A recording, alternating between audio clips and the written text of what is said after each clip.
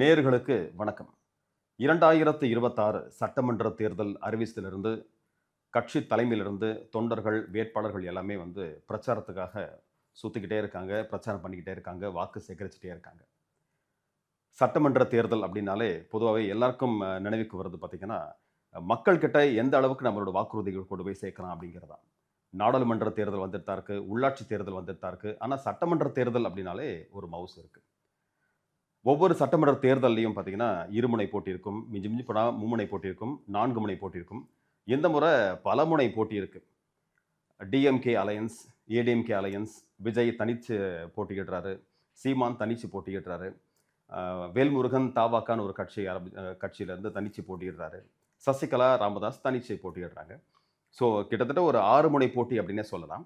இந்த 6 முனை போட்டியில் யார் வெற்றி பெற போகிறாங்க அப்படிங்கிறது ஒரு பக்கம் இருந்தாலும், ஒவ்வொரு மாநிலத்திலும் இந்த சுயேட்சைகள் அப்படிங்கிறவங்க ஒரு முக்கிய பங்கு வகிக்கிறாங்க. They play a vital role. ஒரு ஆட்சி திடீர்னு ஏதோ ஒரு தொங்க சட்டசபை வருது அப்படின்னாலே அந்த சுயேட்சையோட ஆதரவு அப்படிங்கிறது மெயின் பார்ட்டிஸ்க்கு ரொம்ப தேவை. ஸோ அதனால் சுயேட்சைகள் நிறைய இடங்களில் போட்டியிட்டாலும் இன்னைக்கு நம்ம பார்க்க போகிற ஒரு சுயேட்சை வேட்பாளர் ஒரு சூப்பரான ஒரு முக்கியமான ஒரு அம்பத்தூர் சட்டமன்ற தொகுதியோட சுயேட்சை வேட்பாளர் டாக்டர் எஸ் பிரவீனை தான் இன்னைக்கு நம்ம நேர்காணலில் பார்க்க போகிறோம். வாங்க. வணக்கம் சார். வணக்கம் சார். எப்படி இருக்கீங்க? நல்லா இருக்கு சார். அம்பத்தூர் சட்டமன்ற தொகுதியில் போட்டியிடுறதுக்கான காரணம் என்ன? அம்பத்தூர் தொகுதியில் போட்டிடுறதுக்கு முதன்மையான காரணம் ஒன்று, நான் இங்கே வசிக்கிறேன். ஒன்று. இரண்டாவது விஷயம் பார்த்திங்கன்னா, இந்த அம்பத்தூர் தொகுதி அப்படிங்கிறது இந்த சென்னையில் இருக்கக்கூடிய தொகுதிகளில் இது ஒரு பக்கத்து திருவள்ளூர் மாவட்டத்துடைய தொகுதி. இது இங்கே ரெசிடென்சியல், கமர்ஷியல் அண்டு இண்டஸ்ட்ரியல் இந்த எல்லா ஜோனுமே கவரான ஒரு தொகுதி எதுன்னு கேட்டிங்கன்னா அம்பத்தூர் தொகுதி. ஓகே. இன்னொரு விஷயம் பார்த்திங்கன்னா, இந்த அம்பத்தூரில் பார்த்திங்கன்னா நிறைய வாய்ப்புகள் இருக்குது. இளைஞர்களுக்கு தேவையான வேலைவாய்ப்புகள் அதிகப்படியாக உருவாக்கக்கூடிய ஒரு தொகுதியாக நம்ம அம்பத்தூர் தொகுதியை பார்க்கலாம். ஓகே. அம்பத்தூர் தொகுதியில் இருக்கிற ஒரு 3 பிரச்சனை மட்டும் சொல்லுங்களேன்.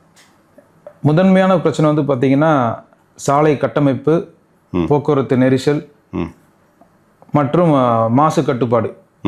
இது 3 ரொம்ப முக்கிய பிரச்சனையாக இருக்கக்கூடிய ஒரு விஷயமா இருக்குது. இதில் பார்த்திங்கன்னா சாலை கட்டமைப்பு பார்த்திங்கன்னா ஒருங்கிணைந்த சாலை மேம்பாட்டு திட்டத்தின் மூலமாக தான் இதை சரி பண்ண முடியும். ஏன்னா முதல்ல ரோடு போடுறாங்க.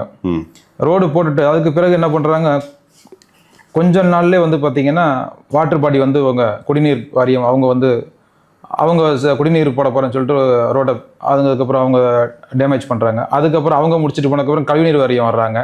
அவங்க முடிச்சுட்டு போனதுக்கப்புறம் ஒரு துறையாக அந்த ரோடு போட்டதுக்கப்புறம் தான் இதெல்லாம் டெவலப்மெண்ட் ஒர்க் நடக்குது. இதை ஏன் ஒருங்கிணைந்த திட்டமாக மக்களுக்கு செயல்படுத்த முடியலை அப்படிங்கிறது நம்மளோட ஒருங்கிணைந்த சாலை மேம்பாட்டு திட்டத்தில் பார்த்திங்கன்னா இந்த மூணு டிபார்ட்மெண்ட்டுமே முதல்ல ஒரு பிளானை போட்டு அதில் யார் முதல்ல செய்ய போகணும், 2வது யார் செய்யணும், 3வது யார் செய்யணும், கடைசியாக சாலையை மேம்படுத்துங்க.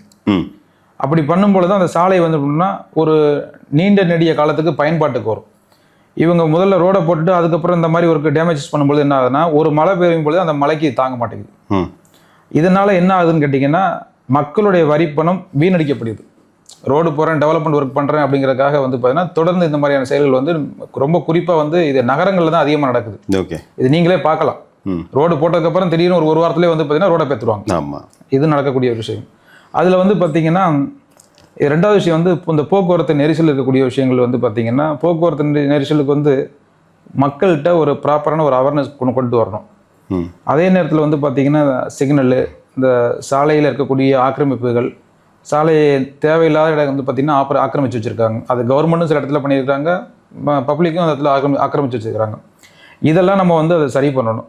அடுத்து பார்த்திங்கன்னா இந்த பொல்யூஷன் கண்ட்ரோல் அப்படிங்கிறது பார்த்திங்கன்னா கொஞ்சம் அதிகமாகவே இருக்குது. இது என்னென்னா மெயினாக இங்கே இண்டஸ்ட்ரியல் ஜோன் அப்படிங்கிறதுனால அதுவுமே அதிகமாக இருக்குது. இப்போ இதை இண்டஸ்ட்ரியலோட தான் நம்ம ஒரு கோஆர்டினேஷன் பண்ணி கட்டுப்படுத்தணும். நமக்கு வளர்ச்சியும் வேணும், ஆனால் மாசு இல்லாத வளர்ச்சி வேணும். அப்போ மாசு இல்லாத வளர்ச்சி வேணும் அப்படின்னு சொன்னால் முதல்ல மானிட்டர் பண்ணணும், அதுக்கப்புறம் கண்ட்ரோல் பண்ணணும், அப்படியே மெயின்டைன் பண்ண முடியுது. இதன் மூலமாக நம்ம இது முக்கியமான பிரச்சனை, இதை சரி செய்யக்கூடிய விஷயங்களை அதை பார்க்கலாம். அதை பப்ளிக்கில் பார்த்திங்கன்னா ஒரு பொதுமக்களுக்கான ஒரு முக்கியத்துவம் இருக்குது. ஒரு தரமான குடிநீர் கிடைக்கிறதில்ல. குடிநீர் கிடைக்குது, ஆனால் தரமான குடிநீர் கிடைக்கிறதில்ல. 2வது விஷயம் பார்த்திங்கன்னா குடிநீர் ரொம்ப மெயின் ரோட்டில் இருக்கக்கூடிய ரெசிடென்சியலுக்கு குடிநீர் கிடைக்குது. ரொம்ப கொஞ்சம் உள்ள இன்டீரியரில் உள்ளவங்களுக்கு பார்த்தீங்கன்னா சரியான நேரத்துக்கு கிடைக்கிறது இல்லை. அதை தொடர்ந்து கிடைக்கிறது இல்லை. இப்போ அந்த மாதிரி இடங்களில் எப்படி அதை சப்ளை பண்ணணும் அப்படிங்கிறத அதுக்கு தகுந்த மாதிரியான டிரான்ஸ்போர்ட் சிஸ்டத்தில் தான் நம்ம அதை சப்ளை பண்ண முடியும். அதே நேரம் ரொம்ப முக்கியமான விஷயம் வந்து பார்த்திங்கன்னா, இந்த ஆரோக்கியமற்ற ஒரு நிலை அப்படிங்கிறது எதில் தொடங்குது அப்படின்னு பார்த்தீங்கன்னா, முதல்ல குடிநீரில் தான் தொடங்குது. அப்போ தரமான குடிநீரை தொடர்ந்து நம்ம கொடுக்கணும் மக்களுக்கு. அப்படி கொடுக்கும் பொழுது அவங்களுக்கு குடிநீரும் தரமான குடிநீர் கிடைச்சிடும். ரெண்டாவது விஷயம் வந்து பார்த்தீங்கன்னா, பாதுகாப்பான ஆரோக்கியமான குடிநீர் கிடைக்கும். ஓகே, இதுதான் சார் ஒரு விஷயம். சூப்பர். நீங்கள் வந்து ஒரு சுயேட்சை வேட்பாளர், கட்சி சார்பு இல்லாமல் எப்படி செயல்பட முடியும்னு நினைக்கிறீங்க? சுயேட்சை வேட்பாளருக்கு வந்து எந்த விதமான கட்டுப்பாடும் கிடையாது. நமக்கு தேவை வந்து மக்கள் சேவையை நேரடியாக மக்களுக்கு கொடுக்கறது நம்மளுடைய நோக்கம். இப்போ ஒரு அரசியல் வேட்பாளருக்கு வந்து பார்த்தீங்கன்னா, கட்சி கட்டுப்பாடுகள் இருக்கும், பல்வேறு நெருக்கடிகள் இருக்கும். அவங்களால சுயமாக ஒரு முடிவு எடுத்து செயல்படுத்த முடியும்னா ஒரு வாய்ப்புகள் வந்து ரொம்ப குறைவாக இருக்கக்கூடியது. எல்லாருமே வந்து ஒரு சேவை செய்யறதுக்காக தான் நம்ம வர்றோம். அதில் வரும்போது கொஞ்சம் சுயேட்சை வேட்பாளருக்கு எந்த விதமான கட்டுப்பாடுகள் இல்லாதனால மக்கள்கிட்ட நேரடியான குறைகளை கேட்டறிந்து அதை செயல்படுத்துறதுக்கான ஒரு எளிமையான தீர்வு முறை வந்து இந்த சுயேட்சை வேட்பாளருக்கான இருக்குதுங்கிறத நான் நம்புகிறேன். ஓகே, இந்த அம்பத்தூர் சட்டமன்ற தொகுதி பொறுத்தவரையும் பார்த்தீங்கன்னா, அதிமுகலேருந்து பாமக சார்பில் ஒருத்தர் நிற்கிறாரு, திமுகவில் டைரக்ட் நிற்கிறாங்க, நாம் தமிழர் கட்சி, இப்படி பல முனை போட்டிருக்கு. கிட்டத்தட்ட இண்டிபெண்டன்ட் கேண்டிடேட்ஸ் மட்டும் 15 பேர் இருக்காங்க. மொத்தமாக சேர்த்து பார்த்தீங்கன்னா 23 பேர் இந்த சட்டமன்ற தொகுதியில் போட்டியிடுறாங்க. நான் வந்து டாக்டர் எஸ் பிரவீனை எதற்கு தேர்ந்தெடுக்கணும்? இதில் வந்து பார்த்தீங்கன்னா, எல்லா வேட்பாளர்களுமே புதுசு, நான் மட்டும்தான் பழைய வேட்பாளர்.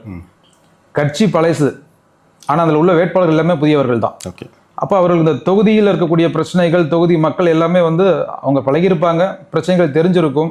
ஆனால் ஒரு வேட்பாளரை அணுகும் பொழுது அதோடைய முறைகள் மாறும். நான் ஏற்கனவே நான் போட்டிட்டு இருக்கேன். எத்தனை தடவை போட்டிட்டு இருக்கீங்க? சட்டமன்றத்தில் போட்டிட்டு இருக்கேன். ஓகே, 2021 சட்டமன்ற தேர்தலில் போட்டிட்டு இருக்கேன், உள்ளாட்சி தேர்தலில் போட்டிட்டு இருக்கேன், அதுக்கப்புறம் நாடாளுமன்ற தேர்தலில் போட்டிட்டு இருக்கேன். ஓகே, இது 4வது முறையாக இதில் நம்ம போட்டிட்டு இருக்கேன். நான் இதில் போட்டிட்டு இருக்கேன். இதில் வந்து பார்த்தீங்கன்னா, நான் பழைய வேட்பாளர், நான் மட்டும்தான் பழைய வேட்பாளர். இப்போ இருக்க போட்டி போடுறதில்ல, நான் மட்டும்தான் பழைய வேட்பாளர். மக்களுடைய பிரச்சனைகள் என்னங்கிறது முன்னே இருந்ததோட இப்போ கொஞ்சம் ரொம்ப ஆழமாக புரியுது நமக்கு. எப்படி நம்மளுடைய இந்த பிரச்சனைகளுக்கு தீர்வு காண முடியும் அப்படிங்கிறதுக்கு நம்ம இதை தொடர்ந்து இதில் ஈடுபட்டதுனால, சிந்திச்சுட்டே இருக்கிறதுனால நமக்கு இதில் தெரியுது. ஓகே, இதில் இன்னொரு விஷயம் வந்து பார்த்தீங்கன்னா, இந்த மக்களுடைய பிரச்சனையில் எந்த இடத்துல எடுத்து சொல்லணும், எந்த முறையில் சொல்லணும், எப்போ சொல்லணும் அப்படிங்கிற இந்த திட்டமிடலாம் நம்ம இதற்கு முன்னாடி இருந்த அனுபவத்தின் அடிப்படையில் ஏற்பாடு செஞ்சு வச்சுருக்கிறோம். ஓகே, மக்கள் அதுக்கான வாய்ப்பை கொடுக்கும் பொழுது நம்ம அதை சரியாக திட்டமிட்டு மக்களுக்கு அதுக்கான விஷயத்தை நம்ம வழங்க முடியும். ஃபைன். நீங்களே சொன்னீங்க 4 தடவை நான் வந்து ட்ரை பண்ணி, 4வது முறை. இத்தனை தடவை ட்ரை பண்ணியிருக்கீங்க. இப்போ இந்த சட்டமன்ற தேர்தலில் என்ன மாற்றத்தை கொண்டு வரணும்னு நினைக்கிறீங்க, இல்லை என்ன மாதிரியான விஷயத்தை முன்னெடுக்கணும்னு நினைக்கிறீங்க? அம்பத்தூர் தொகுதி மக்களுக்கு 100க்கு மேற்பட்ட வாக்குறுதிகளை கொடுத்துருக்குறோம். பொறுப்பான வாக்குறுதிகள், அது பொறுப்புள்ள வாக்குறுதிகள். இது எல்லாமே வந்து நிறைவேற்றக்கூடியது. இதில் சில வாக்குறுதிகள்லாம் வந்து நம்ம வந்து ஜெயிச்சு வந்தால்தான் வாக்குறுதியை நிறைவேற்றணும் அப்படிங்கிறது கிடையாது. வந்தது மக்கள் சேவை செய்கிறதுக்காக வந்தது. அந்த சில வாக்குறுதிகள் வந்து இப்போ எலெக்ஷன் முடிஞ்சதுக்கு பிறகு அதை தொடர்ந்து செயல்படுத்துறதுக்கான வேலைகளை நான் ஏற்கனவே தொடங்கியிருக்கிறேன். ஓகே, அப்படி தொடங்கும் பொழுது எனக்கு சில இப்போ இந்த சமூக சேவையை தொடர்ந்து செய்யறதுக்கு சில கட்டமைப்பு வசதிகள் நான் என் சைடில் பண்ண வேண்டியது இருக்கு. அதை தொடர்ந்து செஞ்சிட்டோம்னா அதில் குறிப்பாக வந்து மக்கள் 24 மணி நேரமும் நம்மளை தொடர்பு கொள்றதுக்கு ஒரு எளிமையான ஒரு வசதியை ஏற்படுத்தணும். நம்மளை மக்கள் சந்திக்கிறதுக்கு ஒரு ஏற்பாடு செய்யணும். இது இருந்தது அப்படின்னா மக்கள் நம்ம ஜெயிச்சாலும் ஜெயிக்கலாட்டையும் அவங்களுடைய பிரச்சனையை நம்மகிட்ட சொல்லும் பொழுது நாம் அதை முன்னெடுத்துக்கிட்டு சரி பண்ணுறதுக்கான வேலைகளை நம்ம இறங்கலாம். ஓகே, ஸோ இதுதான் வந்து நம்மளுடைய முதல் கட்டமாக இருக்கக்கூடிய ஒரு விஷயம் சார். ஃபைன். நீங்கள் வந்து ஒரு 100க்கும் மேற்பட்ட வாக்குறுதிகள், 102 வாக்குறுதிகள் வந்து கொடுத்துருக்கீங்க. இதில் பிரதானமாக இந்த விஷயங்களை நான் வந்தோன்னே முதல்ல இதுதான் பண்ண போகிறேன் அப்படிங்கன்னா என்ன மாதிரியான விஷயங்களை பண்ணுவீங்க? இளைஞர்களுக்கு வேலை வாய்ப்புங்க சார். இதில் 102ன்னு சொல்கிறீங்க, அந்த பக்கத்தில் அவ்வளோதான் எழுத முடியுது, அதுக்கு மேலே எழுத முடியலை. ஒரு 400க்கு மேற்பட்ட 400லேருந்து இப்போ இந்த டைம் வரைக்கும் ஒரு 500 வரைக்கும் சிந்திச்சு வச்சுக்கிறேன். 400 to 500க்கான சிந்தனைகள் தான் அதுக்கான எழுதிக்கிட்டு இருக்கிறேன். சூப்பர்.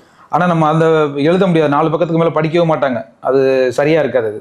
ஓகே, ஸோ நம்ம செயல்படுத்தும் பொழுது அதை பார்த்துக்கலாம். இப்போ இந்த 102ல் ரொம்ப முக்கியமானது என்னால் உடனடியாக செயல்படுத்த முடியும் அப்படின்னு கேட்டிங்கன்னா வேலை வாய்ப்பு. ஏன்னா அதை ஏற்கனவே தொடர்ந்து செஞ்சுட்டு இருக்கிறேன்.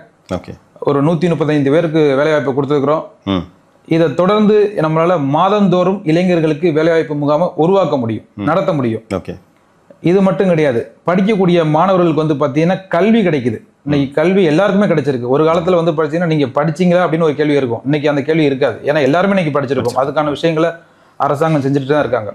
ஆனால் நமக்கு கிடைக்கக்கூடிய கல்வி தரமான கல்வியா, கல்வி திறன் இருக்குதா அப்படின்னு கேட்டிங்கன்னா அது சுத்தமாக கிடையாது. எல்லாரும் படிச்சிருக்காங்க, ஆனால் வந்து பார்த்தீங்கன்னா ஸ்கில்டு பர்சன் யாரும் கிடையாது. ஓகே, யாருமே ஸ்கில்டு பர்சனாக வெளியில் வர்றது கிடையாது. அந்த ஸ்கில்டு எங்கே கிடைக்குதுன்னு கேட்டால் வேலைக்கு போனால்தான் தான் கிடைக்குது. நான் என்ன சொல்கிறேன்னா, படிச்சிங்களா அந்த படிப்பை முதல்ல பயன்படுத்துங்க. படிப்பை பயன்படுத்தினா முதல்ல வேலைக்கு போங்க. ஓகே, அப்படி தான் நான் சொல்கிறது. நான் இப்போ அந்த மாதிரி வரும்பொழுது வந்து நம்ம படிச்சுக்கிட்டு இருக்கும் பொழுதே வந்து அவங்க என்ன படிக்கிறாங்களோ அந்த படிப்புக்கு தேவையான ஸ்கில்ஸை படிக்கிற காலத்தில் கிடைக்கிறதுக்கு வழிவகை செஞ்சு கொடுத்துருவோம். ஓகே, அப்படி அவங்க பண்ணிட்டாங்கன்னா படித்து முடிச்சதுலேருந்து முதல் 30 நாட்களில் வேலைக்கு போகணும். அந்த முதல் 30 நாளில் வேலைக்கு போகிறதுக்கு நான் கேரண்டி 200% கேரண்டி, நாட் 100%, 200% நான் கேரண்டி கொடுக்குறேன். அம்பத்தூர் தொகுதியில் இருக்கக்கூடிய படித்த இளைஞர்கள் படித்து முடிச்சுட்டு நம்மக்கிட்ட அவங்களுடைய ரெஸ்யூம் அப்ளை பண்ணுறாங்கன்னா முதல் 30 நாட்களுக்குள்ள அவங்களுக்கான வேலைவாய்ப்பை உறுதி செய்கிறோம். ஓகே, தனியார் துறை மூலமாக. அது மட்டும் இல்லை, ஏற்கனவே படித்து முடித்தவங்க ஒரு வேலையில் இருக்கிறாங்க அப்படின்னாங்கன்னா அவங்களுக்கு இன்னும் என் தகுதியை வளர்த்துக்கிறதுக்கான ஒரு வாய்ப்பு வேணும் அப்படின்னாங்கன்னா, நல்ல அனுபவம் இருந்ததுன்னா அவங்கள வந்து தொழில் முனைவராக மாற்றுறதுக்கான திட்டமும் வச்சுருக்காங்க. ஓகே, இளைஞர்கள் தான் அந்த நாட்டுடைய சக்தி. அப்போ அந்த இளைஞர்களுக்கு வந்து ஒரு சரியான வழிகாட்டுதல் வேணும்.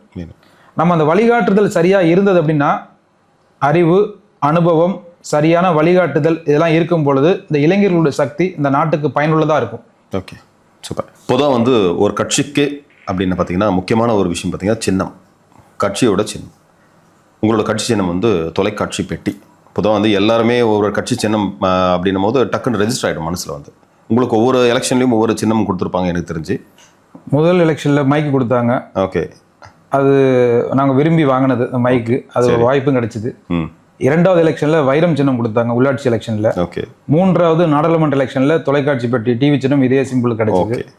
ஸோ இந்த முறை வந்து இந்த 3ல மைக்கு வந்து அது ஒரு கட்சிக்கு கொடுத்ததுனால அடுத்து நம்ம என்ன பண்ணோம், சரி ஏற்கனவே நம்ம ஒதுக்கப்பட்ட சின்னத்திலே போயிடலாம். ஓகே, பெரும்பாலும் மக்களுக்கு தெரிஞ்சிருக்கும். ஓகே, அதனால வந்து 6 தொகுதி நாடாளுமன்றத்தில் இந்த சின்னம் வந்து 6 தொகுதிக்கு நம்ம பிரச்சாரம் பண்ணியிருந்தோம். அதனால மக்கள் அந்த நேரத்தில் மக்களுடைய ஆதரவு இருந்தது, சப்போர்ட்டர்ஸ் நல்லா பண்ணாங்க. அதனால இந்த சின்னத்தை நம்ம எடுத்துக்கலாம் அப்படிங்கிறக்காக தொலைக்காட்சி பெட்டி சின்னத்தை எடுத்துருக்கோம். ஓகே, இந்த சின்னத்துடைய தன்மை வந்து பார்த்தீங்கன்னா, தொலைக்காட்சி அப்படிங்கிறது வந்து மக்கள்கிட்ட ஒரு தகவலை கொண்டு போய் சேர்க்கறதுக்கான ஒரு சின்னம். ரெண்டாவது விஷயம் வந்து பார்த்தீங்கன்னா வெளிப்படைத்தன்மை இருக்குன்னு நம்ம பார்ப்போம். அதை விட வந்து பார்த்தீங்கன்னா இந்த தொலைக்காட்சி சின்னம் அப்படிங்கிறது வந்து பார்த்தீங்கன்னா இன்றைக்கு மக்கள் அனைவருக்குமே வந்து ஒரு எளிமையாக ஒரு பட்சமாக இருக்கக்கூடிய ஒரு சிம்பிளாக நம்ம அந்த தொலைக்காட்சி டிவி சிம்பிளை நம்ம பார்க்குறோம். ஸோ இந்த சின்னம் கிடைச்சதுல நான் ஒரு சப்போர்ட்டிவாக இருக்குது. மழைக்காலத்தில் நீர் தேக்கம் இதெல்லாம் இருக்கே, இதெல்லாம் எப்படி சரி பண்ண போகிறீங்க? இது வந்து வருஷம் முழுவதும் சென்னை மாநகரமும் அதை ஒட்டி இருக்கக்கூடிய நகரமும் சந்திக்கக்கூடிய ஒரு முக்கியமான பிரச்சனைகளில் இது ஒரு முதன்மையாக நம்ம சொல்லலாம். ஆக்சுவலி இப்போ பார்த்தீங்கன்னா நிறைய 4000 கோடி கொடுத்தோம், இது பண்ணோம், அது பண்ணோம், சூப்பராகிடும் அப்படின்ற மாதிரி சொல்கிறாங்க. பட் அந்த இப்போ ஒவ்வொரு வருஷம் மழை பெய்யும் போது பார்த்தீங்கன்னா மக்களுக்கு வந்து ஒரு பயம் இருந்துகிட்டே இருக்குது. ஐயோ நம்ம ஃபஸ்ட் மேல் மாடி தான் போய் நிற்கிறோமோ, மழை வந்துடுமோ, நம்ம எல்லாத்தையும் முன்னாடி ஸ்டாக் பண்ணி வைக்கணுமோ அப்படின்னு ஒரு பயம் இருந்துகிட்டே இருக்குது. அதை எப்படி எரடேட் பண்ண போகிறீங்க? சரி, இதுக்கு வந்து உள்ளாட்சி அமைப்புகள் இருக்காங்க சார். முதல்ல இந்த உள்ளாட்சி அமைப்பு பிரதிநிதிகளுக்கு வந்து பார்த்தீங்கன்னா அரசு அலுவலர்களோட ஒரு ஒருங்கிணைந்து செயல்படுத்துறதுக்கான ஒரு ஆலோசனை, இன்னொன்று இவங்களுக்கு ஒரு ஆர்வம் இருக்கணும், அதை பற்றின ஒரு கொஞ்சம் அறிவுகளும் இருக்கணும். இது இந்த மாநகராட்சி வயசு ஜோன் வயசு வந்து பார்த்தீங்கன்னா ப்ளூ பிரிண்ட் வச்சுருப்பாங்க. எந்தெந்த ரூட்டில் வந்து பார்த்தீங்கன்னா இந்த கழிவுநீர் வெளியேற்றம், குடிநீர் லைனை, அதுக்கப்புறம் வந்து பார்த்தீங்கன்னா இந்த மழைநீர் வடிகால் மையங்கள்லாம் எந்த லைனில் இருக்குங்கிறது இந்த ப்ளூ பிரிண்டில் இருக்கும். இவங்க வந்து இந்த பாயிண்ட் நம்ம சீரியல் நம்பர் பிரகாரம் போட்டு எத்தனை பாயிண்ட் இருக்குது, எந்தெந்த இடங்கள்லாம் வந்து இதுக்கான அடைப்புகள் ஏற்படுறதுக்கு வாய்ப்பு இருக்குது. அதில் ரொம்ப முக்கியமான விஷயம் வந்து பார்த்தீங்கன்னா இந்த தீபாவளி வந்து அதுக்கு பிறகு தான் வந்து இந்த மழைநீர் காலம் ஆரம்பிக்கிறது. மெயினாக வந்து அந்த நம்மளுடைய தீபாவளிக்கு பட்டாசு வெடிக்கிறோம் பார்த்தீங்களா, அந்த பேப்பர் போய் முதல்ல என்ன ஆகும்னா அடைச்சிக்கிறோம். ஸோ முதல்ல என்ன பண்ணணும், இந்த இடத்துல வந்து அந்த டைமிங்கு ப்ராப்பராக வந்து க்ளீன் பண்ணாங்கன்னா பெரும்பாலும் இந்த பேப்பர் போய் அந்த தண்ணீர் போகிற வழியில் அடைச்சிக்கிறத தடுத்துட்டாங்கனாலே. ரெண்டாவது விஷயம் வந்து பார்த்தீங்கன்னா எந்தெந்த இடத்துல பாயிண்ட் இருக்குதோ அதை அந்த இடத்த கொஞ்சம் மெயின்டெனன்ஸாக வச்சுக்கிட்டாங்கன்னா, அது ஆரம்பத்துலேருந்து அதை ப்ராப்பராக மெயின்டைன் பண்ணணும். மெயின்டைன் பண்ணாங்கனாலே போதுமானதாக இருக்கும் முதல் விஷயம். ரெண்டாவது விஷயம் வந்து பார்த்தீங்கன்னா ரொம்ப பள்ளமான பகுதியில் தண்ணீர் தேங்கி இருக்குது அப்படின்னு சொன்னால் அதை நம்ம ஒன்றும் பண்ண முடியாது. அதை என்ன பண்ணணும் அப்படின்னு கேட்டிங்கன்னா, இம்மிடியட்டாக அது மாநகராட்சியில் அதுக்கான இப்போ நீங்கள் சொல்கிறீங்க 4000 கோடி ஒதுக்கப்பட்டிருக்கு அப்படின்னு சொல்லிட்டு அதுக்கு தேவையான கருவிகள்லாம் வாங்கி வச்சிருக்கிறாங்க. ஆனால் அதெல்லாம் பயன்பாட்டில் இருக்குதா, செயல்படுத்த முடியுமா, அவசரத்துக்கு உதவுமா அப்படிங்கிறது இருக்கணும். ரெண்டாவது விஷயம் வந்து பார்த்தீங்கன்னா இங்கே இருக்கக்கூடிய பள்ளத்துக்கு தகுந்த மாதிரி பாதுகாப்பான கருவிகள் இருக்குதாங்கிற பார்க்கணும். நீங்கள் ஊரு ஃபுல்லாக வந்து ஒரு 1000 பள்ளத்தை வச்சுக்கிட்டு 10 மிஷின் வச்சுட்டு எடுக்கணும்னா எடுக்க முடியாது. ஸோ அந்த பள்ளத்தை மேம்படுத்து அதை கொஞ்சம் மேடாக்கணும் அப்படின்னு சொன்னால் அப்போ அதுக்கு மண்ணு போடணும். அப்போ நம்ம அந்த வேலையிலும் வந்து பார்த்தீங்கன்னா காஸ்ட் அதிகமாக வரும். அப்போ அந்த இடத்துல என்ன பண்ண முடியும்னா அதுக்கு தண்ணீர் எங்கேருந்து வருது, தண்ணீர் எங்கேருந்து வருதுங்கிற பார்க்கணும். அப்போ மழைநீர் சேகரிப்பு திட்டத்தை முறையாக செயல்படுத்தணும் ஒன்றாவது. ரெண்டாவது இந்த மழைநீர் எங்கேருந்து வருதோ அந்த வரக்கூடிய ரூட்டை ஃபைண்ட் அவுட் பண்ணணும்.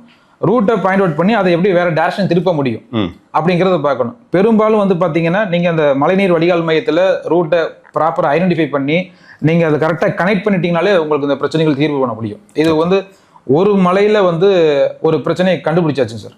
ஒரு மலைக்கு வந்து நமக்கு எங்கெங்கெல்லாம் தண்ணீர் தேங்குது, எந்தெந்த இடத்துல லைன் இருக்குது, எங்கே வந்து இதை வந்து சில இடங்கள்ல வந்து பார்த்தீங்கன்னா குறுகலாக இருக்கும், சில இடத்துல கொஞ்சம் அகலமாக இருக்கும். அப்போ இந்த ஸ்பீடு ஃப்ளோ வந்து பார்த்தீங்கன்னா சில இடத்துல நல்லா வேகமாக இருக்கும், சில இடத்துல கம்மியாக இருக்கும். இப்போ இதெல்லாம் ஒரு மலையில கண்டுபிடிச்சிட்டாங்கன்னா அடுத்த இதில் இதை சரி பண்ணிடலாம். இந்த மக்கள் பிரதிநிதி தான் மாறிட்டே இருப்பாங்களே தவிர அரசு அலுவலர்கள் அங்கே தானே இருக்கிறாங்க, அவங்களுக்கு தெரியும் இதெல்லாமே. அப்போ அவங்கள வேலை வாங்கணும், வேலை வாங்க தெரியணும்.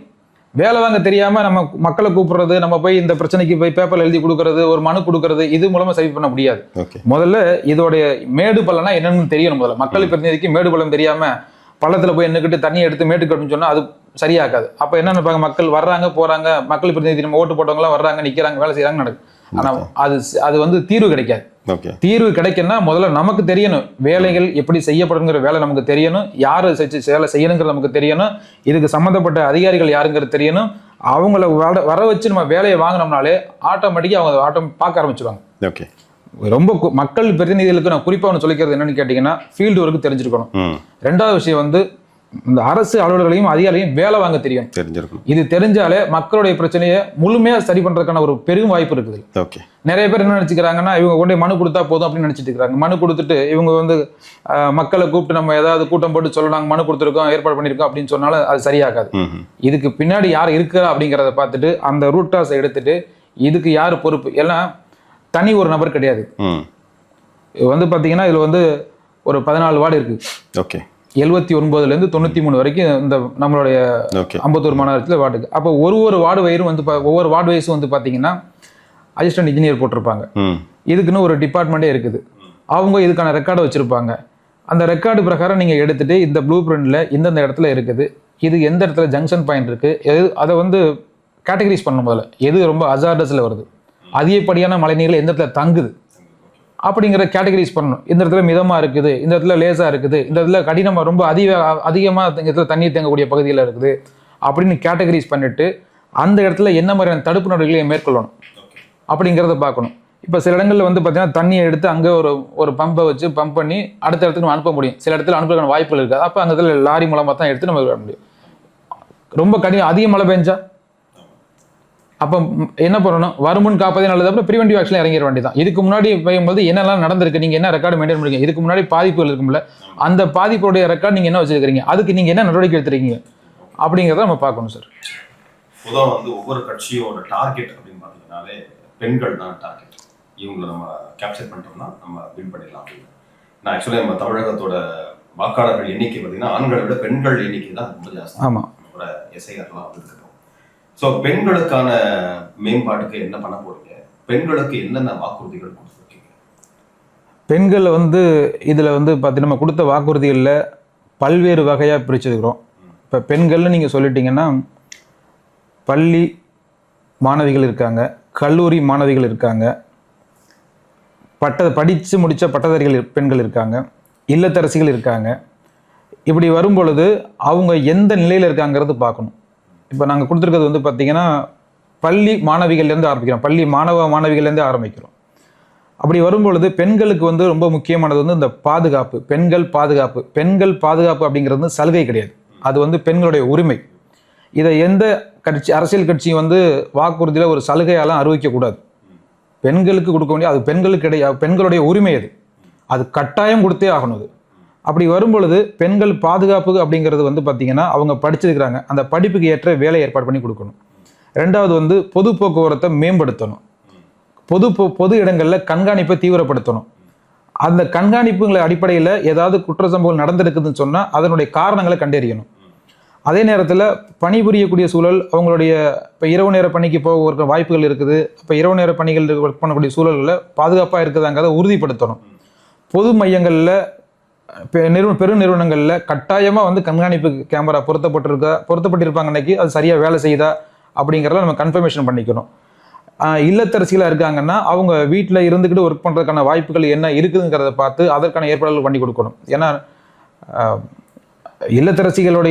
இல்லத்தரசிகளையும் வந்து பார்த்திங்கன்னா நம்ம வந்து ஒரு சமுதாய முன்னேற்றத்தில் ஒரு பங்கேற்பாக எடுத்துக்கணும். ரொம்ப முக்கியமான விஷயம் சார், படித்த எவருமே சும்மா இருக்கக்கூடாது. மெயின் நோக்கமே அதுதான். படித்த எவரும் சும்மா இருக்கக்கூடாது. அப்படின்னா என்ன அர்த்தம்? எல்லாருமே படிச்சிருக்கீங்களா, அப்போ யாருமே வந்து படிச்சுட்டு சும்மா இருக்கக்கூடாது. ஏதாவது ஒரு வேலையில் தன்னை ஈடுபடுத்திக்கணும். அது ஒரு வருமானம் வாய்ப்பை ஏற்படுத்திக்கிட்டோம்னா அவங்களுக்கு அந்த தாட் ப்ராசஸ்க்குள்ள போகும்பொழுது அன்வான்ட் திங்ஸில் அவங்க அன்வான்ட் தாட்ஸ் வராது. அப்போ இன்னொரு விஷயம் வந்து பார்த்தீங்கன்னா, நம்ம ₹1 சம்பாதிக்கிறதுக்கு எவ்வளோ கஷ்டப்பட வேண்டியது இருக்குது அப்படிங்கும் பொழுது அதை சரியான முறையில் செலவு பண்ணுறதுக்கும் பார்ப்பாங்க. அப்போ பிறருடைய வருமானத்தை மதிக்க ஆரம்பிச்சுக்குவாங்க. இந்த மாதிரி விஷயங்கள் இருக்குது. வாய்ப்புகளை கண்டறிந்து உருவாக்கி கொடுக்க வேண்டிய பொறுப்பு நம்மளோடது. அதை நம்ம தான் பண்ணணும். அதில் வந்து அவங்க தகுதியின் அடிப்படையில், திறமையின் அடிப்படையில் அவங்களுக்கான ஒரு வாய்ப்பை அவங்க ஏற்படுத்திக்கணும். ஆனால் அந்த வாய்ப்பை அவங்கள கொண்டு போய் சேர்க்க வேண்டியது பொறுப்பு நம்மளோடது. இதில் வந்து வேலை வாய்ப்பும் இருக்குது, தொழில் வாய்ப்பும் இருக்குது. பெண்கள் வந்து பார்த்திங்கன்னா வீட்டில் இருந்தே ஒரு தொழிலை பண்ண முடியும். இன்றைக்கி இருக்கக்கூடிய டெக்னாலஜிஸில் பயன்படுத்தினாங்கன்னா வீட்டில் இருந்தே அவங்க வந்து ஒரு அனுபவம் வேணும், ரொம்ப முக்கியம். அனுபவத்தின் அடிப்படையில் தான் எல்லாத்தையுமே செய்ய முடியும்.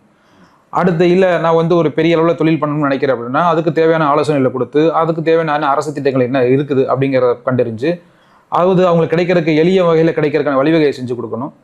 அதே நேரத்தில் வந்து பார்த்திங்கன்னா இந்த பெண்களுக்கான ஒரு கம்யூனிட்டியை டெவலப் பண்ணணும். இப்போ வந்து பார்த்திங்கன்னா ஸ்கூல் படிக்கிறவங்க இருக்காங்க, காலேஜ் படிக்கிறவங்க, இதெல்லாமே ஒரு ஏஜ் செக்டாரில் இருக்கக்கூடியவங்க. பள்ளி மாணவர்களுக்கு வந்து அதே வயது இருக்கக்கூடிய மாணவர்களோடு படிக்கும்பொழுது அவங்களுக்கு அந்த லெவல் ஆஃப் கைடன்ஸ் தான் கிடைக்கும், சப்போர்ட் தான் கிடைக்கும். பட் படித்து முடிச்சுட்டு வெளியில் வரும்பொழுது வந்து பார்த்திங்கன்னா எல்லாமே வந்து மிங்கிள் ஆவாங்க. இப்போ வந்து பக்கத்தில் இருக்கக்கூடியவங்களுடைய வயது கூடுதலாக இருக்கும், அனுபவம் கூடுதலாக இருக்கும். இது அவங்களுக்கு ஒரு ஃப்ரீ கைடன்ஸாக கிடைக்கும். இந்த வாய்ப்பு எப்போ கிடைக்குதுன்னா அந்த பெண்கள் வேலைக்கு போகும்பொழுது தான் அது கிடைக்க வரும். அப்போ தான் வெளி உலகத்தை தெரிஞ்சுக்கிற ஒரு வாய்ப்புகள் கிடைக்கும். அதே நேரத்தில் வந்து இவர்களை எப்படி நம்மளுடைய வாழ்க்கையை அடுத்த கட்டத்துக்கு எடுத்துகிட்டு போகணுங்கிற ஒரு தெளிவும் கிடைக்கும். பள்ளி கல்லூரிகளில் அதுக்கான வாய்ப்புகள் ரொம்ப குறைவு. ஏன்னா எல்லாருமே ஒரே ஏஜ் ஆஃப் எக்ஸ்பீரியன்ஸ் இருக்கிறதுனால அதை தாண்டி அவங்களால சிந்திக்க முடியாது. ஸோ அதனால தான் சொல்கிறேன், ஏன் வந்து பார்த்தீங்கன்னா படிச்சுட்டு படிப்பை பயன்படுத்துங்கன்னா படிப்பை பயன்படுத்த எப்படி பயன்படுத்த முடியும்? வேலைக்கு போனால் தான் அந்த படிப்பை பயன்படுத்த முடியும். வேலைக்கு போனீங்கன்னா உங்களுடைய ஸ்கில் செட் என்னன்னு தெரிஞ்சு போயிடும். நீங்கள் இந்த வாழ்க்கையின் சுழற்சி பாதையில் நீங்கள் எந்த இடத்துல மையப்படுத்திருக்கீங்கன்னு தெரிஞ்சிடும். அப்போ அதுதான் உங்களுடைய பேஸ் லைன். அங்கேருந்து டெவலப் ஆக பாருங்கள். இது பெண்களுக்கு மட்டும் கிடையாது, இது இளைஞர்களுக்குமான பொதுவான விஷயம்தான். அம்பத்தூரை பொறுத்த வரைக்கும் பார்த்தீங்கன்னா இண்டஸ்ட்ரியல் ஏரியா ஃபுல்லாக நிறைய இண்டஸ்ட்ரீஸ் தான் இருக்கும். இந்த சிறு தொழில்கள் சந்திக்கக்கூடிய சவால்கள் என்னென்ன? அம்பத்தூரில் சிட்கோ இண்டஸ்ட்ரியல் எஸ்டேட் இருக்குது. அதாவது வந்து பார்த்தீங்கன்னா சிறு தொழில்கள் தான் வந்து உள்ளூருக்கு ஒரு முதுகெலும்பு மாதிரி. உங்களுக்கு லோக்கல் எக்கனாமிக்கல் வந்து பேலன்ஸ்டாக இருக்கணும், லோக்கல் எம்ப்ளாய்மெண்ட்ஷிப் டெவலப்மெண்ட் ஆகணும் அப்படின்னு சொன்னால் இந்த லோக்கல் ஆண்டர்ப்ரனர்ஷிப் அண்ட் இண்டஸ்ட்ரியலிஸ்ட்டு ரொம்ப முக்கியம். இந்த அம்பத்தூரில் வந்து ஒரு ஸ்பெஷாலிட்டி, இது அம்பத்தூருடைய சிறப்புன்னு கூட நம்ம சொல்லலாம். இப்போ மற்ற தொகுதியில் வந்து பார்த்திங்கன்னா வேலைவாய்ப்பு அதிகப்படுத்துறதுக்கு ஒரு லிமிட்டேஷன் இருக்கும். இங்கே வந்து பார்த்திங்கன்னா வேலைவாய்ப்புகள் ஆல்ரெடி இருக்குது. அதை கொஞ்சம் இன்னொரு முக்கியமான விஷயம் கேட்டிங்கன்னா, இங்கே இருக்கிறவங்களுக்கு இந்த வேலைவாய்ப்புகள் வந்து அதாவது நிறைய வேலைவாய்ப்புகள் இங்கே இருக்குது. ஆனால் அவங்க என்ன சொல்கிறாங்கன்னா, வேலைக்கு ஆட்கள் கிடைக்கல. நீங்கள் ஒரு கம்பெனிக்கு முன்னாடி போய் பாருங்களேன், ஒரு பெரிய போர்டு இருக்கும், அதில் வந்து ஆட்கள் தேவைன்னு போட்டு என்னென்ன கேட்டகரிஸ்க்கு அப்படி சொல்லி போட்டிருப்பாங்க. பெரும்பாலும் வந்து பார்த்திங்கன்னா வட இந்திய மாநிலங்கள்லேருந்து வந்து ஒர்க் பண்ணக்கூடிய ஆட்கள் இங்கே அதிகமாக இருக்கிறாங்க. அப்போ நம்மளுடைய மாணவர்கள் படித்து முடிச்சுட்டு என்ன பண்ணுறாங்க, அது ஒரு பெரிய சப்ஜெக்ட். இது அதை பற்றி பேச ஆரம்பித்தோம்னா 1 மணி நேரம் பேசலாம். இதில் வந்து பார்த்திங்கன்னா இந்த உள்ளூர், இப்போ நீங்கள் கேட்டது வந்து சிறு தொழில்கள் கிடைக்கிறது. சிறு தொழில் அப்படிங்கிறதுக்கு வந்து பார்த்திங்கன்னா அவங்களுக்கு வந்து ஒரு ஃபினான்ஷியல் சப்போர்ட் வேணும். மெயின் அதுதான். ஃபினான்ஷியல் சப்போர்ட் இருந்துச்சுன்னா அவங்க வந்து இந்த டெவலப்மெண்ட்டு ஈஸியாக இருக்கும். அது இந்த டெவலப்மெண்ட் வந்து இருக்கும் பொழுது அவங்களுக்கு என்ன தொடர்ந்து சஸ்டைனபிலிட்டியாக அவங்க வச்சுக்க முடியும். ஏன்னா பெரிய இண்டஸ்ட்ரி யாரை நம்பி இருக்குது அப்படின்னு கேட்டிங்கன்னா இந்த மாதிரி சின்ன சின்ன இண்டஸ்ட்ரீஸை நம்பி தான் இது இருக்குது. ஏற்கனவே இது ஆல்ரெடி டெவலப்டில் தான் இருக்குது இந்த இண்டஸ்ட்ரியலிஸ்ட். இதை மெயின்டைன் பண்ணாலே போதுமானது. இதை மெயின்டைன் பண்ணும் பொழுது அவங்களுக்கு என்ன தேவை அப்படின்னா 2 விஷயம் தான் கேட்குறாங்க. ஒன்று, எனக்கு ஸ்கில்டு மேன் பவர் வேணும். முன்னாடி கேட்டது. இப்போ என்ன கேட்குறாங்கன்னா, நீங்கள் மேன் பவரை கொடுங்க, நாங்கள் ஸ்கில்டாக மாற்றிக்கிறோம் அப்படிங்கிற அளவுக்கு அவங்க இறங்கி வந்துட்டாங்க. என்னென்னா எங்கள் எல்லாமே வந்து அட்வான்ஸ் ஆகிடுச்சு. அவங்க பயன்படுத்தக்கூடிய மிஷினரிஸு, எக்யூப்மெண்ட்டு எல்லாமே அட்வான்ஸ் டெக்னாலஜி ஆகிடுச்சு. ஸோ அதனால் வந்து அந்த இடத்துல பணிபுரியறதுக்கான வாய்ப்புகள் வந்து இப்போ கொஞ்சம் எளிமையாக்கப்பட்டிருக்கு. முன்னாடிலாம் வந்து பார்த்திங்கன்னா அந்த சூழல் வந்து ரொம்ப அது ஒரு அன்கண்டிஷனல்டாக இருக்கும். அது இப்போ வந்து பார்த்திங்கன்னா எந்த அளவுக்கு அவங்க வந்து ஒரு பணியாளர்களை வந்து மேம்படுத்தி ஒரு தரமான சூழலில் வச்சு பணிபுரிய வைக்கிறதுக்கான வாய்ப்பெல்லாம் ஏற்படுத்தி வச்சுக்கிறாங்க. முன்னாடிலாம் மிஷினரிலாம் வந்து பார்த்தீங்கன்னா ரொம்ப ஹேண்ட்லிங் பண்ணுறதுக்கு கஷ்டமாக இருந்தது. இப்போ வந்து அட்வான்ஸ் மிஷினாக இருக்கிறதுனால கொஞ்சம் ஈஸியாக ஹேண்டில் பண்ண முடியும். அதே நேரத்தில் அந்த மிஷினை ஆப்ரேட் பண்ணுறதுக்கு ஷார்ட் டேர்ம் கோர்ஸ்னு சொல்லிட்டு நிறைய இப்போ கொண்டு வந்துருக்காங்க. 1 மந்த்தில் ஒரு கோர்ஸை லேர்ன் பண்ண முடியும், 3 மந்த் கோர்ஸ் இருக்குது, 6 மந்த் கோர்ஸ் இருக்குது. ஸோ அந்த மாதிரி நீங்கள் லேர்ன் பண்ணிட்டீங்கன்னா நீங்கள் எதை வேணாலும் படிச்சிருக்கீங்க. ஆனால் இது சப்போர்ட்டிவாக அந்த ஒரு கோர்ஸ் ஷார்ட் டேர்ம் கோர்ஸ் மாதிரி நீங்கள் படிச்சுக்கிட்டிங்கன்னா இந்த கோர்ஸ் மூலமாக உங்களுக்கு வேலைவாய்ப்பு கிடைக்கிறது ரொம்ப எளிமையாக இருக்கும். அப்போ இதெல்லாம் வந்து 2 விஷயத்தில் இது ஒரு விஷயம், மேன் பவர் ஷார்ட்டேஜ் அப்படிங்கிறது ஒன்று இருக்குது. 2வது விஷயம் வந்து ஒரு ஃபினான்ஷியல் சப்போர்ட் கேட்குறாங்க, ஒரு ஃபினான்ஷியல் கைடன்ஸ் வேணும். ஏற்கனவே வங்கியில் வந்து பார்த்தீங்கன்னா மத்திய மாநில அரசுகள் வந்து அவங்க வந்து இண்டஸ்ட்ரியல் டெவலப்மெண்ட்டுக்கு ஸ்கீம்ஸ் கொடுக்குறாங்க. அது சில பேர் எல்லாருக்குமே அது கிடைக்கிறது இல்லை. அதில் வந்து என்னென்னா மாவட்ட அளவில் வந்து அவங்களுக்கு ஒரு ஃபினான்ஷியல் டார்கெட் கொடுத்துருக்காங்க. அந்த லிமிடேஷனுக்குள்ள தான் அவங்களால சப்போர்ட் பண்ண முடியுது, அதை தாண்டி எதுவும் பண்ண முடியல.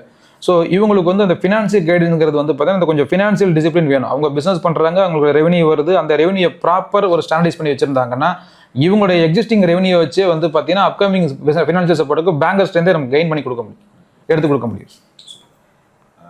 ஒரு பக்கம் ஒரு பல கட்சிகள் வந்து வாக்குறுதிகள்னாலே டக்குன்னு எல்லாருக்கும் நினைவு வருது, இந்த கட்சி ஆட்சிக்கு வந்தால் என்ன கொடுப்போம், நம்மளுக்கு என்ன கொடுக்க முடியும். ஒரு பக்கம் 8000 ரூபாய் கூப்பன் தராங்க, ஒரு பக்கம் 10,000 ரூபாய் தராங்க, ஃப்ரிட்ஜ் தராங்க, ஒருத்தர் மாதம் 2000 ரூபாய், தாலிக்கு தங்கம் நிறைய கொடுத்துட்டே இருக்காங்க. ஸோ இப்போ பெண்களையும் ஆண்களையும் கிராஸ் பண்ணுறதுக்கு நிறைய வாக்குறுதிகளாக கொடுக்குறாங்க. டக்குன்னு நம்மளுக்கு ஏதோ பொருள் இருப்பா, நம்மளுக்கு ஏதோ பணம் வருது. நீங்கள் அந்த மாதிரி இதெல்லாம் தவிர்த்துட்டு என்ன எப்படி மக்கள் பார்ப்பாங்க, அவரால் நீங்கள் ஏதாவது மாதிரி பெரிய வாக்குறுதிலாம் கொடுத்துருக்கீங்க? நீங்கள் சொன்ன வாக்குறுதிகள்லாம் வந்து ஒரு முறை கிடைக்கும், ஆனால் உங்களுக்கு தினந்தோறும் பசிக்குமே, தினந்தோறும் பசிக்கும். நீங்கள் மற்ற கட்சியில் சொல்லக்கூடிய வாக்குறுதியில் ஒரு நாள் வாங்கி வச்சுக்கோங்க, வாங்கி வச்சுட்டு நீங்கள் எவ்வளோ நாள் அதை வச்சு சர்வைவல் பண்ண முடியுங்கிறது பாருங்கள். நான் என்ன சொல்கிறேன்னா, பள்ளிக்கூட மாணவர்களுக்கு வந்து அவங்க ஏற்கனவே படிச்சுட்டு இருக்கிறாங்க, அந்த படிப்பில் இருக்கக்கூடிய ஸ்கில்ஸை நான் டெவலப் பண்ணணும்னு நினைக்கிறேன். ஒரு 14 வயது கடந்துட்டாங்க, ஒரு 10th முடிச்சானா அதுக்கப்புறம் ஒரு 11th 12th நீங்கள் சொல்கிறீங்க, அந்த 11th 12th ஒரு பார்ட் டைம் போக முடியும். இல்லை நான் 11th 12th நான் பார்ட் டைம் போகல, நான் படிப்பில் மட்டுமே நான் வந்து நோக்கமாக இருக்கிறேன் அப்படின்னு சொன்னால் பரவாயில்ல. நீங்கள் காலேஜ் ஃபஸ்ட் இயர் ஜாயின் பண்ணுறீங்கல்ல, ஜாயின் பண்ணதுலேருந்தே நீங்கள் பார்ட் டைம் ஜாப் போக முடியும். குறிப்பாக வந்து பார்த்தீங்கன்னா சென்னையில் வந்து மார்னிங் அண்ட் ஈவினிங் காலேஜஸ் 2மே நடக்குது. ஸோ அவங்களுக்கு வந்து குறைந்தபட்சம் ஒரு 4 மணி நேரம் வந்து அவங்களுக்கு டைம் கிடைக்குது. அந்த 4 hours பார்ட் டைம் ஜாப்புக்கு தாராளமாக அவங்க போகலாம். அப்படி வந்து பார்த்தீங்கன்னா இப்போ என்ன ஆகுதுன்னா 18 வயதுக்கு மேற்பட்டவர்கள் ஒரு இன்கமுக்குள்ளே வர ஆரம்பிச்சிடறாங்க. அவங்களுக்கு தேவை ஒரு கைடன்ஸ் தான். நான் அவங்கள வழி நடத்துகிறேன், அவங்களுக்கான ஸ்கில்லை நான் டெவலப் பண்ணுறேன். அப்படி நான் ஸ்கில் டெவலப் பண்ணும் பொழுது அவங்களுடைய திறமையின் அடிப்படையில் அவங்க சம்பாதிக்கிறதுக்கான வாய்ப்பை ஏற்படுத்தி கொடுத்துட்றேன். இது வந்து உங்களுக்கு மாதம் கிடைக்கும். அந்த மதிப்பு என்னங்கிறது நீங்கள் எந்த அளவுக்கு ஒத்துழைப்பு கொடுக்குறீங்க, நீங்கள் எந்த ஆர்வத்தில் வர்றீங்களோ அதை பொறுத்து இருக்குது. நீங்கள் மாதம் 5000 சம்பாதிக்க முடியும், அதே நேரத்தில் மாதம் 25,000 சம்பாதிக்க முடியும், மாதம் 50,000 சம்பாதிக்க முடியும், மாதம் 1,00,000 சம்பாதிக்க முடியும். அதில் எதன் அடிப்படையில் இதெல்லாம் மாறுதுன்னு கேட்டிங்கன்னா உங்களுடைய ஆர்வம், நீங்கள் ஸ்பெண்ட் பண்ணுற டைமு, நீங்கள் லேர்ன் பண்ணக்கூடிய ஸ்கில்ஸு, நீங்கள் அதில் கிடைச்சிக்கக்கூடிய எக்ஸ்பீரியன்ஸு, இதெல்லாம் வச்சு தான் உங்களுக்கு அதெல்லாம் கிடைக்கும். எடுத்தோன்னே எனக்கு 50,000 வரும்னு கேட்டால் நிச்சயமாக கிடைக்காது. குறைந்தபட்சம் ஒரு 6 மாதம் 1 வருஷமாவது நீங்கள் ஒரு லைன் ஆஃப் ஆக்டிவிட்டியில் ஜாயின் பண்ணி நல்ல எக்ஸ்பீரியன்ஸை கெயின் பண்ணணும். எந்த அளவுக்கு ஸ்கில்டு எக்ஸ்பீரியன்ஸ் கெயின் பண்ணி ஆட்டோமேட்டிக் நீங்கள் கெயின் பண்ண ஆரம்பிச்சிருவீங்க. அப்போ படிச்சுட்டு இருக்கும் பொழுதே ஒரு இன்கம் இந்த மாதிரி வருது அப்படின்னு சொன்னால் நீங்கள் சொல்லக்கூடிய இப்போ நீங்கள் சொல்கிற வாக்குறுதிகளுக்கு எல்லாமே இன்றைக்கி வந்து பொதுவான வாக்குறுதிகளாக சொல்லப்படும். நாளைக்கு வரும் பொழுது அதுக்கு தகுதிகள் கட்டாயமாக்கப்படும். அதுக்கு நிறைய டேர்ம்ஸ் அண்ட் கண்டிஷன்ஸ் இருக்கும். பேப்பரில் பார்த்தீங்கன்னா பெரிய விளம்பரம் வரும் சார், அது பெருசாக எழுத்தில் போட்டிருப்பாங்க. அந்த டேர்ம்ஸ் அண்ட் கண்டிஷன்ங்கிறத நீங்கள் ஒரு புத்தகம் போட்டு படிச்சீங்கன்னா தான் டேர்ம்ஸ் அண்ட் கண்டிஷன் தெரியும். அது முன்னாடி டேர்ம்ஸ் அண்ட் கண்டிஷன் கூட வரும். இப்போ வந்து டிஎன்சி அப்ளை அவ்வளோ தான் வருது. அப்போ நீங்கள் அதுக்கு எக்ஸ்பென்ஷன் தெரிஞ்சுக்கனால ஒரு ஸ்கில் இருந்தால் தான் தெரிஞ்சுக்க முடியும். அப்போ நான் என்ன சொல்கிறேன்னா, எனக்கு இந்த இலவசமாக கொடுக்குறதுல விருப்பம் கிடையாதுங்க. இலவசமாக கொடுத்தா எல்லாருக்குமே கொடுக்கணும், எல்லாருக்குமே கொடுக்கணும், மறுபடியும் நாங்கள் எங்கே போகிறது? அதனால் என்ன பண்ணுறோம், உங்கள்கிட்ட இருக்கக்கூடிய திறமையின் அடிப்படையில் உங்களை நான் ஒரு லெவலுக்கு மேலே கொண்டு வந்துட்டேன்னா அதுக்கு பிறகு நீங்களே 4 பேரை பார்த்துக்கக்கூடிய அளவுக்கு உங்களோட அந்த ஒரு திறமை வந்துடும். இந்த மாதிரி ஒருத்தருக்கு நம்ம யோசிக்கிறோம். ஸ்கூல் ஸ்டூடெண்ட்ஸ்க்கு எப்படி யோசிக்கிறோம், காலேஜ் ஸ்டூடெண்ட்ஸ்க்கு எப்படி யோசிக்கிறோம், ஏற்கனவே ஒர்க் பண்ணியிருக்கவங்களுக்கு எப்படி நம்ம யோசிக்கிறோம், தொழிலில் இருக்கிறவங்களுக்கு எப்படி யோசிக்கிறோம், இல்லத்தரசிகளுக்கு எப்படி யோசிக்கிறோம். நான் தான் உங்களை எல்லாருமே வந்து ஒரு சும்மா வச்சுக்க போகிறது, உங்களுக்கு எல்லாருக்கும் ஒரு வாய்ப்பை கொடுக்குறேன், வேலை கொடுக்குறேன். உங்களுக்கு எல்லாருக்கும் வந்து பார்த்தீங்கன்னா ஒரு தொழில் செய்யறதுக்கான வாய்ப்பை உருவாக்குறோம். அப்படி இருக்கும்போது நீங்கள் இல்லைங்க மற்றவங்க உங்களுக்கு எதுக்கு மற்றவங்க கொடுக்கக்கூடிய இலவசம் தேவைப்பட போகுது? அதுதான் மக்கள் கிட்ட இருக்கிற புகார் வந்து டைரக்டா அதிகாரிகிட்ட போய் சொல்லணும்னாலே இங்க போ அங்க போ அப்படின்னு அலைக்கழிக்கப்படுற விஷயம் வந்து ஒரு பல வருஷமாவே இருக்கு. மக்கள் வந்து இங்க அம்பத்தூர்ல இருந்து இந்த விஷயம் எனக்கு இருக்கு, ஏதோ புகார் அளிக்கணும்னா அந்த புகார் அளிக்கிற விஷயம் எந்த அளவுக்கு எளிமைப்படுத்தணும்? 2 விஷயம் சார். ஒன்று வந்து பார்த்தீங்கன்னா அவங்களுக்கு ஏற்பட்ட பாதிப்பின் அடிப்படையில் புகார் தெரிவிக்கிறது ஒன்று. 2வது வந்து பார்த்தீங்கன்னா மக்களுக்கு தேவைப்படக்கூடிய சேவைகளின் அடிப்படையில் புகார் தெரிவிக்கிறது ஒன்று. ரெண்டையும் நம்ம பிரிச்சுக்கணும். அவங்களுக்கு பாதிப்பு ஏற்படுறதுக்கு புகார் தெரிவிக்கிறதுக்கு வந்து பாதிப்பின் அடிப்படையில் அது எந்த இடத்துக்கு உரிய புகார் அப்படிங்கிறத வரைமுறைப்படுத்தணும். முதல்ல வரைமுறைப்படுத்திட்டு அதையுமே வந்து ஒரு எஸ்ஓபி தான் அங்கேயும் வரும், எஸ்ஓபி போடணும். இதுதான் ஸ்டார்டிங் பாயிண்ட்டு. அதை இந்த இடத்துல நீங்கள் இந்த புகாரை கொடுக்கணும், அதை எளிமையாக்கப்படணும். அது என்ன மாதிரி புகார் அப்படி வேணால் இருக்கலாம், காவல்துறையில் உள்ளதாக இருக்கலாம், இல்லை வந்து ஒரு வருவாய்த்துறையில் உள்ள புகாராக இருக்கலாம், இல்லை அதர் லோக்கல் பாடிஸில் இருக்கக்கூடியதாக உள்ளதாக இருக்கலாம். அப்படி இருக்கும்போது அதை எளிமைப்படுத்தணும். ரெண்டாவது விஷயம், அந்த புகாரை கண்காணிக்கிறதுக்கு ஒரு குழு இருக்கணும். இப்போ எப்படின்னு கேட்டிங்கன்னா, புகார் நம்ம கொடுத்தோம்னா நம்மளே தான் கண்காணிக்கணும், நம்மளே தான் ஃபாலோ பண்ணணும், நம்ம தான் அதுக்கு ப்ரெஷர் பண்ணணும், எல்லாமே நம்மளே இருக்குது. அப்போ ஒரு பொதுமக்களுக்கு ஒரு பாதிப்பு ஏற்படுது, அது வந்து ஒரு புகாரை பதிவு செய்யப்பட்டிருக்கு, அந்த புகாருக்கு நடவடிக்கை எடுத்திருக்காங்களா இல்லையா, அது யார் நடவடிக்கை எடுக்கணும், என்ன மாதிரி நடவடிக்கைகள் எடுக்கணும், அது என்ன மாதிரி நடவடிக்கை எடுக்கப்பட்டிருக்குது அப்படிங்கிற தொடர் கண்காணிப்பு பண்ணி வரும் பொழுது ஒரு பாதிப்பின் அடிப்படையில் இந்த விஷயம் ஃபாலோ பண்ணுறாங்க அப்படின்னா, இதை ரிப்பீட்டடாக ஆகும் பொழுது அப்போ ஒரே மாதிரியான புகார் அதிகமாக வருதுன்னா அதை இன்னும் கொஞ்சம் ஃபார்வர்டில் போய் கிரவுண்டில் வாட்ச் பண்ணணும். ஏன் இந்த மாதிரி பாதிப்பு உருவாகுது, இந்த பாதிப்புடைய காரணங்கள் என்ன, காரணிகள் என்னங்கிறத கண்டறிந்து அதை அங்கேயே ரூட் டாஸ் பண்ணணும். அப்படி பண்ணும்போது என்ன, இந்த புகார்களுக்கு வாய்ப்பே கிடையாது. பெரும்பான்மையாக வந்து பார்த்தீங்கன்னா சார், பெரும்பான்மையான பிரச்சனைகளுக்கு முக்கிய காரணமே வந்து ரூட் கிராஸ் அனலைஸ் பண்ணுறது கிடையாது. யாருமே வந்து அந்த ப்ராப்ளம் ரைஸ் ஆகிறதுக்கான ரூட் கிராஸ் யாரும் அனலைஸ் பண்ணுறது கிடையாது. காரணம், அந்த ஸ்கில் செட் யாருக்கு இப்போ இருக்கக்கூடிய நிறைய மக்கள் பிரதிநிதிக்கு அது கிடையாது. அவங்க ஏதோ ஒரு வாய்ப்பில் வந்துடுறாங்க. ரெண்டாவது விஷயம், தேவையின் அடிப்படையில், ஒரு சேவையின் அடிப்படையில் வந்து ஒரு பொதுமக்கள் நான் ஒரு மாதிரி எனக்கு ஒரு சேவை தேவைப்பட்டது, நான் ஒரு அரசு அலுவலகத்தை அப்ரோச் பண்ணேன், நான் அதுக்கு நான் இங்கே கொடுத்துருக்கேன், எனக்கு ஒரு அனுமதி கேட்டிருந்தேன், அது எனக்கு இன்னும் கிடைக்கல, காலதாமதமாகுது, இல்லை எனக்கு கிடைக்கிறதுல வந்து தடங்கல்கள் இருக்குது அப்படின்னு சொன்னால் அதை கைடன்ஸ் பண்ணிடலாம். ஏன்னா ஒரு தொகுதி அப்படிங்கும் பொழுது நம்ம ஒரு எளிமைப்படுத்துறதுக்கு ரொம்ப நேரம் தேவைப்படாதுங்க சார். இது கவர்மெண்ட் ஒத்துழைப்பு கொடுக்குதோ இல்லையோ, இதை நான் தனிப்பட்ட முறையில் செய்ய முடியும். அவங்களுக்கு வழிமுறையை செஞ்சு கொடுத்துட்டு அரசதியில் வேலை வாங்க முடியும். அதுக்கு தான் நம்ம மாதந்தோறும் வந்து பார்த்தீங்கன்னா அவங்களுக்கு வந்து ஒரு முகாம் நடத்துகிறோம். மக்கள் குறைதீர்ப்பு முகாம் நடத்திக்கிட்டு இருக்கிறாங்க. அது எல்லாமே வந்து பார்த்தீங்கன்னா எக்ஸிக்யூஷனில் ஃபெயிலியர் ஆகிடும். இப்போ இங்கே நிறைய விஷயங்கள் வந்து பார்த்தீங்கன்னா நிறைய திட்டங்கள் அனௌன்ஸ்மெண்ட்டில் இருக்குது, நல்ல எண்ணத்தோடு தான் அனௌன்ஸ் பண்ணுறாங்க, ஆனால் மக்கள் கைக்கு போகுதான்னு கேட்டால் அது கிடையாது. இதெல்லாம் ஆரம்பித்து ஒரு 10% நின்றோம், 20% நின்றோம், 25% நின்றோம், அதுக்கப்புறம் யார் கொண்டு போகிறோம்? அப்போ மக்களுக்கு கிடைக்காதனால என்னன்னா எல்லாமே அனௌன்ஸ்மெண்ட்டாகவே நிற்கும். அப்போ இதை வந்து என்னென்னா எக்ஸிக்யூஷன் ஃபெயிலியர் தான் நம்ம சொல்ல முடியுமே தவிர மற்றபடி வேறு ஒன்றும் கிடையாது. அப்போ இந்த எக்ஸிக்யூஷன் ஃபெயிலியர் ஆகக்கூடாதுன்னா நமக்கு இதோடைய அந்த பிளானிங் தெரியணும். இது எந்த வே ஆஃப் லைனில் ட்ராவல் பண்ணும், இந்த திட்டம் மக்கள்கிட்ட கொண்டு போய் சேர்க்கணும்னா யாரெல்லாம் கவர்மெண்ட் அதிகாரிகள் இல்லை இன்வால்வ் ஆவாங்க அது தெரிஞ்சிருக்கணும். யாருக்கு என்னென்ன பொறுப்பு, அந்த பொறுப்பை அவங்க சரியாக செஞ்சுருக்காங்களா, இதை கிராஸ் வெரிஃபை பண்ணணும். அதை பண்ணும்பொழுது சில விஷயங்கள்லாம் விஷுவல் ஆடிட்லேயே கண்டுபிடிச்சிடலாம் சார். விஷுவல் ஆடிட்டே பார்த்துடலாம், போய் இன்ஸ்பெக்ஷனில் பண்ண தேவையில்லை, விஷுவல் ஆடிட் பண்ணாலே போதும், கண்டுபிடிச்சிடலாம். ஸோ இந்த மாதிரி நம்ம வகைப்படுத்தணும் சார். முதியோர் மற்றும் மாற்றுத்திறனாளிகளுக்கான வசதிகள் எந்த அளவுக்கு மேம்படுத்தணும்? ஒரு சமுதாயத்துடைய ஒற்றுமையான முன்னேற்றம் அப்படிங்கிறது வந்து பார்த்தீங்கன்னா பலவீனமானவர்களை நம்ம எப்படி பராமரிக்கிறங்கிறத பொறுத்து தான் இருக்குது. நாம் சமுதாய முன்னேற்றம் அடைஞ்சிட்டோம் அப்படிங்கிறது வந்து நம்ம வீட்டில் இருக்கக்கூடிய பெரியவங்களை எப்படி மதிக்கிறோம், எப்படி பராமரிக்கிறோம். மாற்றுத்திறனாளிகளும் அவங்களுக்கு பேர் வச்சுக்கிறாங்க. நான் பலவீனமானவர்கள் ஏன் சொன்னேன்னா அது ஒரு புரிதல், பொதுமக்களுடைய புரிதலுக்காக சொன்னேன். அவங்க பலவீனமானவர்கள் கிடையாது. அவர்கள் மாற்றுத்திறனாளிகளுக்கு அவங்க மாற்றுத்திறனாளின்னு வச்சுக்கிறாங்க. முதியவர்கள் வந்து முதியவர்கள், அவர்கள் வந்து பார்த்தீங்கன்னா நல்ல அனுபவசாலிகள். அந்த அனுபவத்தை வந்து பார்த்தீங்கன்னா அடுத்த தலைமுறைக்கு நம்ம கடத்தணும்.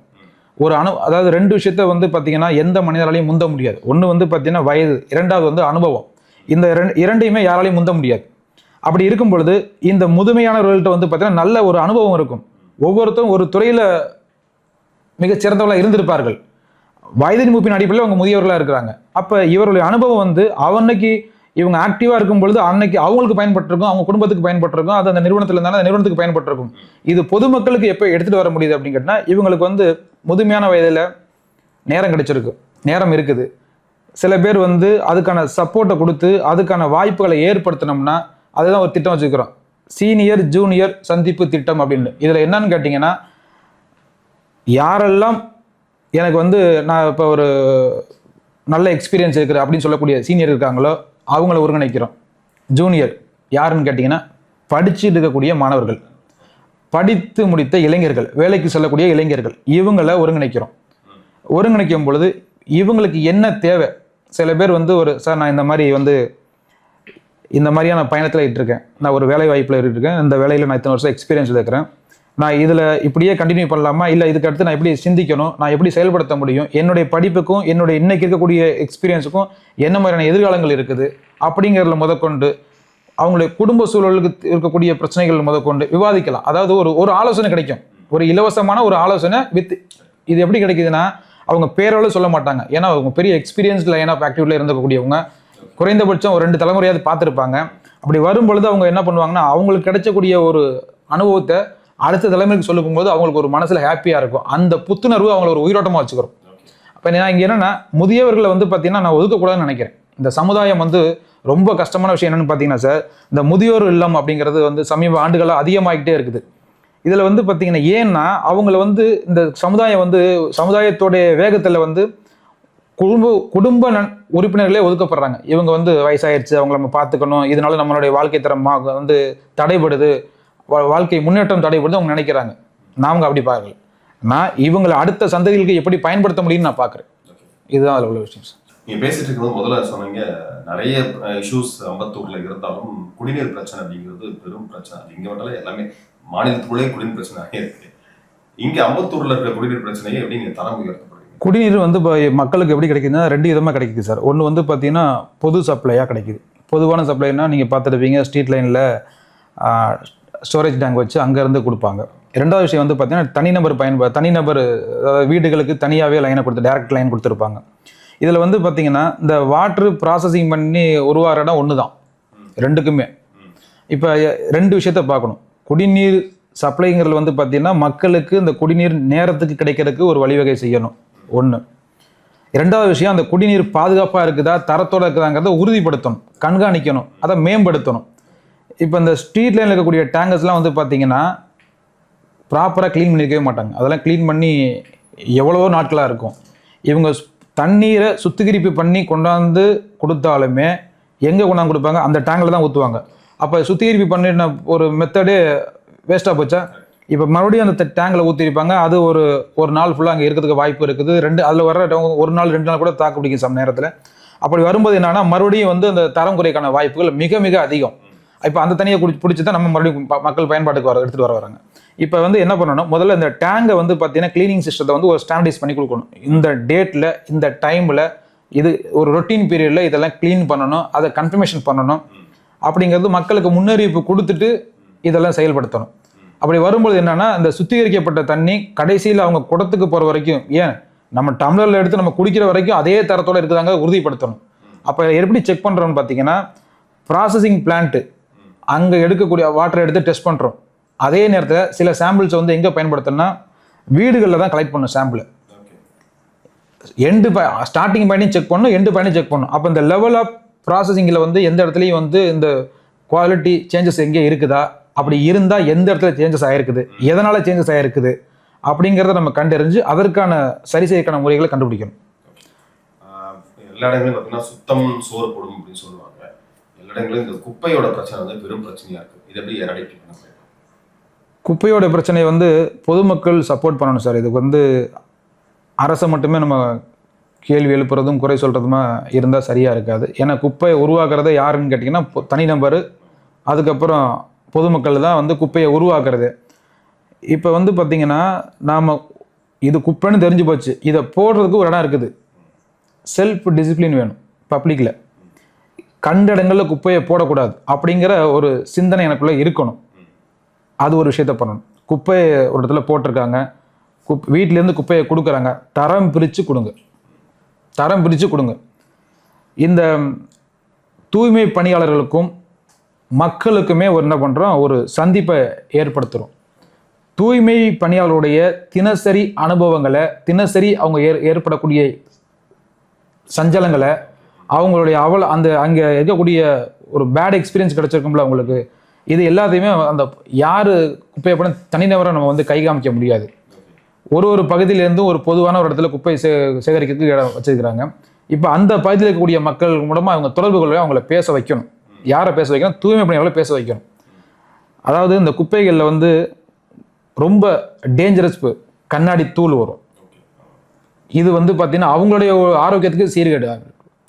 அதே நேரத்தில் வந்து பார்த்திங்கன்னா நம்ம அங்கே கேட்டகரிஸ் பண்ணி வச்சுக்கிறாங்க இப்போதைக்கு.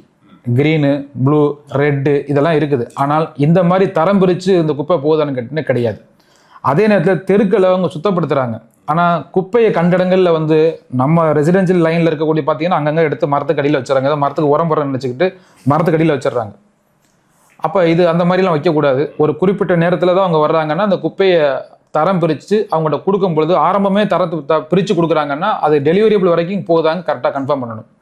அதே நேரத்தில் சில விஷயத்த குப்பையில் ஆட் பண்ணக்கூடாது. இப்போ கடை உடைஞ்ச பொருட்கள்லாம் இருக்குது.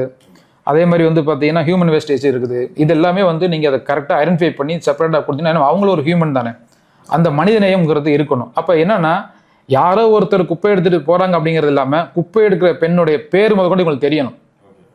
அவங்க குடும்பத்தை தெரிஞ்சிருக்கணும்.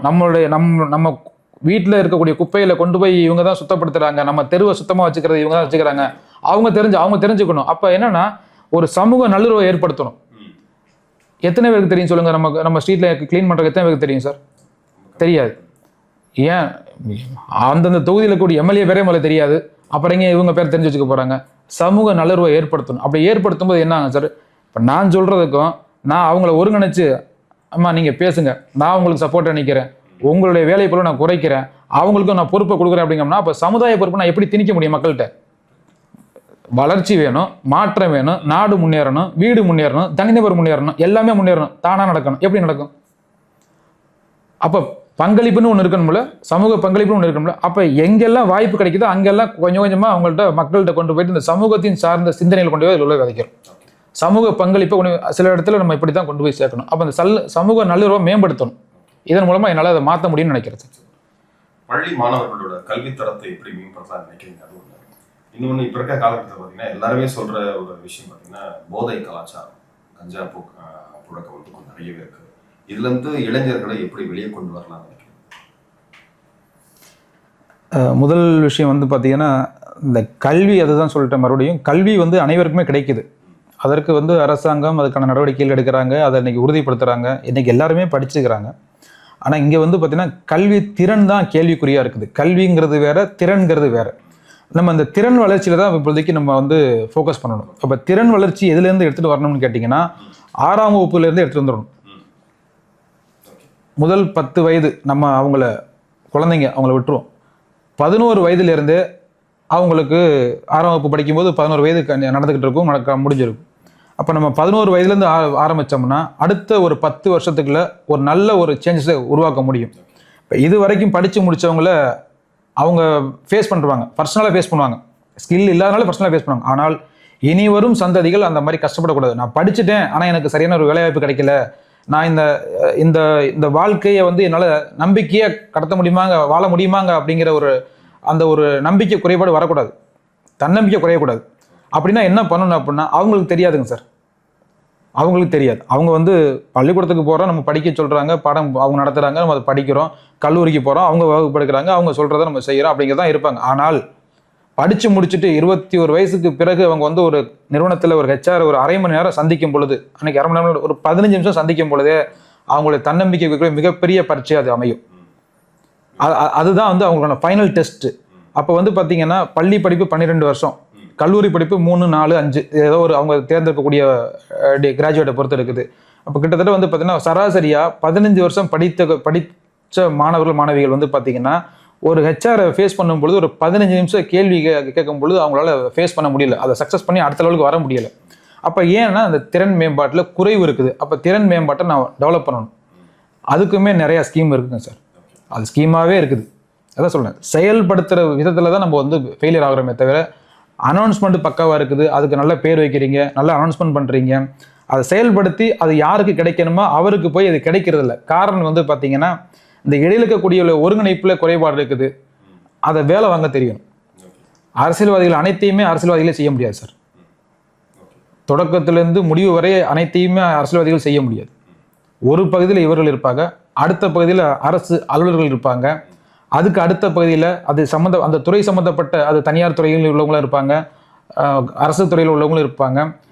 எண்டில் வரும்போது தான் மாணவர்கள் இருப்பாங்க, மாணவிகள் இருப்பாங்க. அப்போ அவங்களுக்கு இந்த ஸ்கில் செட்டை 21 வயதுக்குள்ளே கொடுத்துடணும்.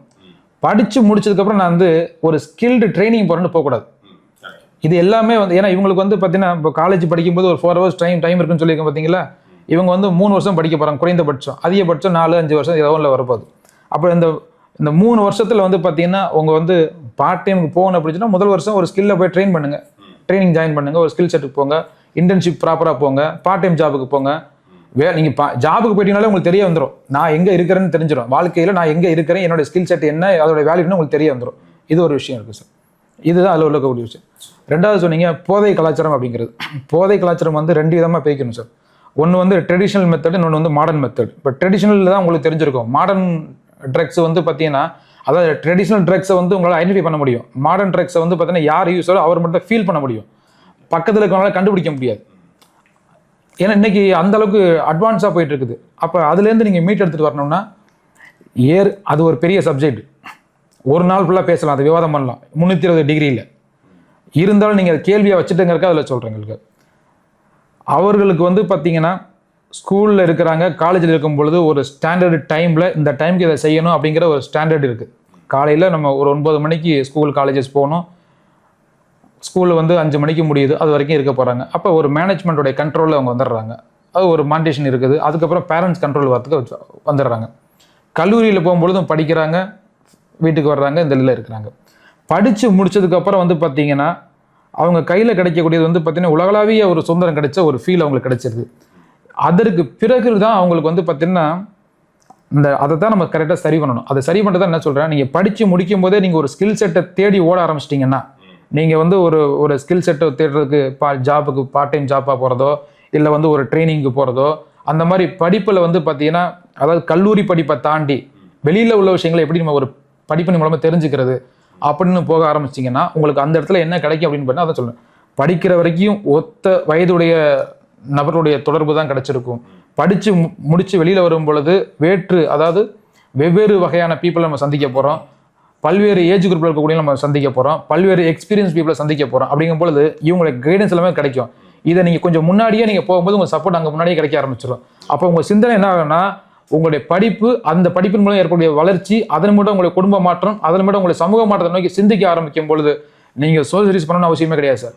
உங்கள் குடும்பத்தை நீங்கள் பார்த்துட்டு உங்களை நீங்கள் பார்த்துட்டாலே எதிர்காலத்தில் பெரிய ஒரு உதவியாக இருக்கும் நாட்டுக்கெல்லாம். இப்போ அந்த மாதிரி வரும்பொழுது வந்து பார்த்தீங்கன்னா அவங்களை எஜுகேட் பண்ணுறோம், அவங்களுக்கு ஒரு ஸ்கில் செட், அவங்களுக்கு ஒரு ஸ்கில் செட் கொடுக்குறோம். ஒரு கம்பெனிக்குள்ள வந்துட்டாங்கன்னா அங்கேயும் ஒரு இன் டைம் ஒரு அவுட் டைம் வந்து அப்போ எப்படி நீங்கள் ஸ்கூல் காலேஜ் போனீங்களோ நீங்கள் ஒரு வேலைக்கு போயிட்டீங்க அப்படின்னாலே ஆட்டோமேட்டிக் என்ன பண்ணீங்க, ஒரு கம்பெனி மேனேஜ்மெண்ட் கண்ட்ரோல் வந்துருவீங்கன்னா அந்த டிசிப்ளின் உங்களை வந்துடும். அப்போ உங்களுக்கு என்ன அந்த போதையிலேருந்து அந்த பாதைக்கு போகணும் தாட்டே உங்களுக்கு வராது. அப்போ அதுக்கு தான் நான் சொல்கிறேன், படித்தா நீங்கள் வேலைக்கு போங்கன்னு ஏன் சொல்கிறேன்னா நான் இன்டெரக்டாக சொல்கிறேன். படிச்சுட்டு நீங்கள் சும்மா இருக்காதீங்க, வேலைக்கு போங்க. சும்மா இருந்தீங்கன்னா தேவையில்லாத சகவாசம் வரும், தேவையில்லாத வழிகளில் உங்கள் சிந்தனை போகும். அப்போ அதுக்கு நீங்கள் சும்மா இருக்காமல் நீங்கள் ஏதாவது ஒரு பயன்படு வேலைக்குள்ளே நீங்கள் வந்துட்டீங்களா சார், ஆட்டோமேட்டிக்காக அந்த லைன் உங்களுக்கு புரிய வச்சிடும். இதுதான் ரியல் லைஃபு. அப்போ உங்களுக்கு புரிய வந்துடும், ஓகே நம்ம இப்படி போகணும், எப்படி திட்டமிடணும், எப்படி பயணம். அப்போ உங்களுக்கு என்ன ஆகுனா டைம் பத்தாது. இப்போ நான்லாம் வந்து ஒரு நாளைக்கு 4 மணி நேரம், அதிகபட்சம் 5 மணி நேரம் தான் தூங்குறேன். எனக்கெல்லாம் நேரம் பத்தலை, எனக்கு 2 கையெல்லாம் பத்தாது. ஏன்னு கேட்டிங்கன்னா அவ்வளோ சிந்தனைகள் இருக்குது, அவ்வளோ விஷயங்களை ஒர்க் பண்ணிட்டு இருக்கோம், அவ்வளோ வேலைகள் நம்ம செஞ்சுட்டு இருக்கிறதுனால நமக்கு இந்த நேரத்தை எப்படி பயன்படுத்துறது உங்களுக்கு தெரியுது. அப்போ ஏன் அப்படி வந்ததுன்னு கேட்டிங்கன்னா சிந்தனை ஒருங்கிணைச்சிருக்கு. மக்களை பற்றி சிந்திக்கிறோம், நம்மளை பற்றி சிந்திக்கிறோம், குடும்பத்தை பற்றி சிந்திக்கிறோம், நம்மளை சுற்றி இருக்கவங்களுக்கு என்ன பண்ண முடியும் நம்ம சிந்திக்கிறோம். அப்போ ஒரு நாட்டின் வளர்ச்சி அப்படிங்கிறது தனி மனிதருடைய சிந்தனைகளை தான் உருவாக முடியும். தனி மனித சிந்தனை ஒழுங்கு இல்லாமல் நாட்டை வளர்ச்சியில் ஒழுங்குபடுத்த முடியாது. பொதுமக்களோட மிக முக்கியமான தேவை, அத்தியாவசிய தேவைன்னு பார்த்தீங்கன்னா பல இருந்தாலும் மருத்துவமனை, நல்ல ஒரு மருத்துவமனை, அரசு மருத்துவமனைகள், பெரிய அரசு மருத்துவமனைகள் இருந்தாலும் சின்ன சின்ன அரசு மருத்துவமனைகள்லாம் வந்து சரியா இயங்க மாட்டாங்க. அதை எப்படி மேம்படுத்தலாம் நினைக்கிறீங்க சார்? இதில் வந்து ஆரோக்கிய திட்டத்தை வந்து பார்த்தீங்கன்னா 2 விதமாக செயல்படுத்த முடியும் சார். ஒன்று சர்வீஸ் ப்ரொவைடர் யாருன்னு கேட்டிங்கன்னா அரசு மருத்துவமனை ஒரு மக்களுக்கு வந்து ஒரு ஆரோக்கியமான விஷயமா அவங்க ஆரோக்கியமாக இருக்கணும் அப்படிங்கிறதுக்காக செயல்படுத்தப்படுது. ஒன்று இவங்களே போய் மக்கள்கிட்ட போய் ஒரு அவேர்னஸை கொடுத்து அவங்களுக்கு என்ன மாதிரியான பிரச்சனைகளுக்கு சரி செய்ய முடியுங்கிறது ஒன்று. ரெண்டாவது வந்து பார்த்திங்கன்னா தனிநபர் தன்னுடைய ஆரோக்கிய பாதிப்பு, ஆரோக்கிய குறைவு, இதற்காக மருத்துவமனை நாட்டுறது. இப்போ இந்த 2 விஷயத்தை நம்ம எப்படி சரி பண்ண முடியும் அப்படின்னு பார்த்தீங்கன்னா மாதந்தோறும் நம்ம ஒரு மெடிக்கல் கேம்பை கண்டக்ட் பண்ணுறோம். இது வந்து மக்களுடைய இடத்துக்கே சென்று இந்த கேம்பை கண்டக்ட் பண்ணுறோம். இப்படி கண்டக்ட் பண்ணும் பொழுது எப்படின்னா அரசாங்கத்துடைய பள்ளிகள் இருக்குது, அரசு பள்ளிகள் இருக்குது. அரசு பள்ளிகளில் அந்தந்த பகுதியில் இருக்கக்கூடிய அரசு பள்ளிகளில் நம்ம மெடிக்கல் கேம்பை கண்டக்ட் பண்ணும் பொழுது நமக்கு அந்த பகுதியில் இருக்கக்கூடிய முக்கியமான பிரச்சனைகள் எது அதிகமாக இருக்குது, அது அந்த ப்ராப்பரான டேட்டாவை மெயின்டைன் பண்ணணும் சார். சின்ன வயசில் படிக்கிற மாணவ மாணவிகளுக்கு என்ன மாதிரியான பிரச்சனைகள் இருக்குது, வேலைக்கு போகிறவங்களுக்கு என்ன மாதிரி பிரச்சனைகள் இருக்குது, வயசான பெரியவங்களுக்கு என்ன மாதிரியான பிரச்சனைகள் இருக்குது. அப்போ இதை முதல்ல ஐடென்டிஃபை பண்ணணும். ஐடென்டிஃபை பண்ணி இதை எப்படி கண்ட்ரோல் பண்ணலான்னு முதல்ல பார்க்கணும். ரெண்டாவது விஷயம், இது எப்படி உருவாகாமல் தடுக்க முடியும் அப்படிங்கிறது பார்க்கணும். ஏன்னா சில பிரச்சனைகள் வந்து பிறப்பிலேயே இருந்து இருக்கும், சிலது வந்து பார்த்திங்கன்னா இடையில வந்திருக்கும். அதை வந்து எது நிரந்தரமாக இருக்கக்கூடிய ஒரு விஷயம், அதனுடைய தன்மையை ஆராய்ஞ்சு பார்க்கணுங்க. எதை உடனடியாக குணப்படுத்த முடியும் அப்படிங்கிற கேட்டகரிஸ் பண்ண ஆரம்பிக்கணும். அப்படி பண்ணும் பொழுது என்ன ஆகுதுன்னா, தொடர் கண்காணிப்பு. இப்போ இந்த ஒரு முகாம்ங்கிறது வந்து பேருக்கு ஒரு நாள் நடத்திட்டு அதை வந்து ஒரு பேனரில் போட்டுட்டு அப்படி விட்டுறக்கூடாது. தொடர்ந்து மக்களுக்கு இதை மாதந்தோறும் ஒரு குறிப்பிட்ட பகுதியில் தொடர்ந்து நடத்திக்கிட்டே வரும் பொழுது, அப்போ இந்த கண்காணிப்பை தீவிரப்படுத்தும் பொழுது என்ன பண்ணலாம், சில பேர் இதுலேருந்து மீள்றதுக்கான வாய்ப்புகள் இருக்குது, ஆரோக்கியத்தை மேம்படுத்துறதுக்கான வாய்ப்புகள் இருக்குது. மறுபடியும் அதே தான் சொல்கிறேன், ஆரோக்கிய குறைபாட்டில் முதன்மை காரணமாக நிற்கிறது தரமற்ற குடிநீர். அப்போ அந்த குடிநீரை தரமாக கொடுக்க ஆரம்பிச்சிங்க அப்படின்னு சொன்னாலே உங்களுக்கு அதில் வந்து நல்ல ரிசல்ட்டை நீங்கள் டெவலப்மெண்ட் பார்க்கலாம். ரெண்டாவது விஷயம் வந்து பார்த்தீங்கன்னா, தொடர்ந்து அதுக்கான மருத்துவத்தை எடுத்துக்கணும். அவங்க வந்து மருந்து கொடுக்குறாங்க, மருந்து மாத்திரை கொடுக்குறாங்க, அதை தொடர்ந்து சரியாக எடுத்துக்கிறாங்களாங்கிறத ஒருத்தவங்க அதை கொஞ்சம் கேர் எடுத்து தான் சார் பண்ணணும். மேம்போக்காக நம்ம வந்து சரி பண்ண முடியும்னு சொல்ல முடியாது. ஒரு பிரச்சனையுமே ரொம்ப நுணுக்கமாக ஒரு நுண்ணியலாக நம்ம உள்ளே இறங்கி அதை டீல் பண்ணும் பொழுது தான் அதை சரி பண்ண முடியும். இப்போ சில பேர் வந்து பார்த்திங்கன்னா வருவாங்க, அன்னைக்கு ஒரு நாள் டாக்டரை மீட் பண்ணுவாங்க, அவங்க விஷயத்த சொல்லுவாங்க, உங்களுக்கு இந்த மாதிரி பிரச்சனைகள் இருக்குது, நீங்கள் எப்படி இருக்கணும், இதெல்லாம் நீங்கள் பார்த்துக்குங்க, மருந்து மற்ற நேரத்துக்கு எடுத்துக்கணும்னு சொல்லுவாங்க. ஆனால் அவங்க கரெக்டாக அதை செயல்படுத்தினா தானே அதுக்கான ரிசல்ட் தெரியும். செயல்படுத்தாமல் விட்டுட்டாங்கன்னா ரிசல்ட் தெரியாது. அப்போ என்னன்னா, அந்த தனிநபருடைய ஒரு இப்போ வந்து உதாரணத்துக்கு அவருடைய பெயரை சொல்லி உங்களுக்கு இந்த பிரச்சனைகள் இருக்குது, நீங்கள் இதை சரியாக எடுத்துக்கிட்டீங்களா, லாஸ்ட் ரெக்கார்டையும் இப்போ இருக்கக்கூடிய விஷயத்தையும் செக் பண்ணும். எல்லாருக்கும் அந்த அவேர்னஸ் இருக்க கிடையாது. சில பேர் வந்து தன்னுடைய உடம்பை நம்ம பார்த்துக்கணுங்கிற ஒரு அவேர்னஸ் இருக்கும், அதனால அவங்க கொஞ்சம் கேர் எடுத்து பார்த்துக்குவாங்க. அந்த மாதிரி பீப்புள் தான் முன்னிலைக்கு வர்றது. எங்கே வருவாங்கன்னா, நேராக ஹாஸ்பிட்டல் தேடி போகக்கூடிய இருப்பாங்க. சில பேர் இன்னைக்கு பார்த்துக்கலாம், நாளைக்கு பார்த்துக்கலாம் அப்படிங்கிற தள்ளி போட்டுகிட்டே இருப்பாங்க. இல்லை, இந்த மாதிரி கேம்ப் நடத்தும்போது மூலமாக தான் அவங்கள அங்கேருந்து கொண்டு வந்து பார்க்க முடியும். அப்போ பிரிச்சிடணும். நம்ம வந்து ஒரு தொகுதின்னு பார்க்காம ஒரு வார்டு வயசு, ஒரு பகுதி வயசு நம்ம பிரிச்சுட்டோம்னா, அப்போ அங்கே எத்தனை பேர் இதை பாதிக்கப்பட்டிருக்காங்க, எவ்வளோ பேர் ஆரோக்கிய குறைபாடு இருக்கிறாங்க, அந்த டேட்டா நமக்கு தெரிஞ்சுன்னா, இதுதான் நம்மளுடைய maximum number of affected people இவ்வளோ பேர் இருக்கிறாங்கன்னு தெரிஞ்சிச்சுன்னா, இந்த நம்பர் எப்படி குறைக்கிறங்கிறத நம்ம பார்க்கணும். அதை வந்து ஜஸ்ட் ஒரு டேட்டாவுக்காண்டி பண்ணாமல் ரியல் ப்ராக்ரஸ்க்கு, ரியல் ஹெல்த்தான ஒரு கம்யூனிட்டியை டெவலப் பண்ணுறணும், ஹெல்த்தான கம்யூனிட்டியை உருவாக்கணும் அப்படிங்கிறதுக்காக நம்ம அதில் ப்ராக்ரஸ் பண்ணும் பொழுது ஒருத்தரையும் தனிநபர்களை நம்ம ஒருங்கிணைச்சு கொண்டு வர முடியும். அடுத்த ஒரு விஷயம் வந்து பார்த்தீங்கன்னா, எந்த பிரச்சனைகள் அதிகமாக இருக்குதோ அந்த பிரச்சனைக்குமே முன்னுரிமை கொடுத்து, முக்கியத்துவம் கொடுத்து, அதுக்கும் பிரத்யேகமாக ஒரு மெடிக்கல் கேம்பை கண்டக்ட் பண்ணணும். அப்படி வரும்பொழுது தான் மக்களுக்கு அதை பற்றின ஒரு அவேர்னஸ் கிடைக்க வரும். அப்போ தான் அவங்களுக்கும் கொஞ்சம் ஒரு அக்கறைகள் வரும். ஏன்னா அவரால் அவருடைய உடம்பை பார்த்துக்க முடியல அப்படின்னா அவர் நாட்டை எப்படி பார்த்துக்குவார், சமுதாயத்தை எப்படி பார்த்துக்குவார், குடும்பத்தை எப்படி பார்த்துக்குவார்.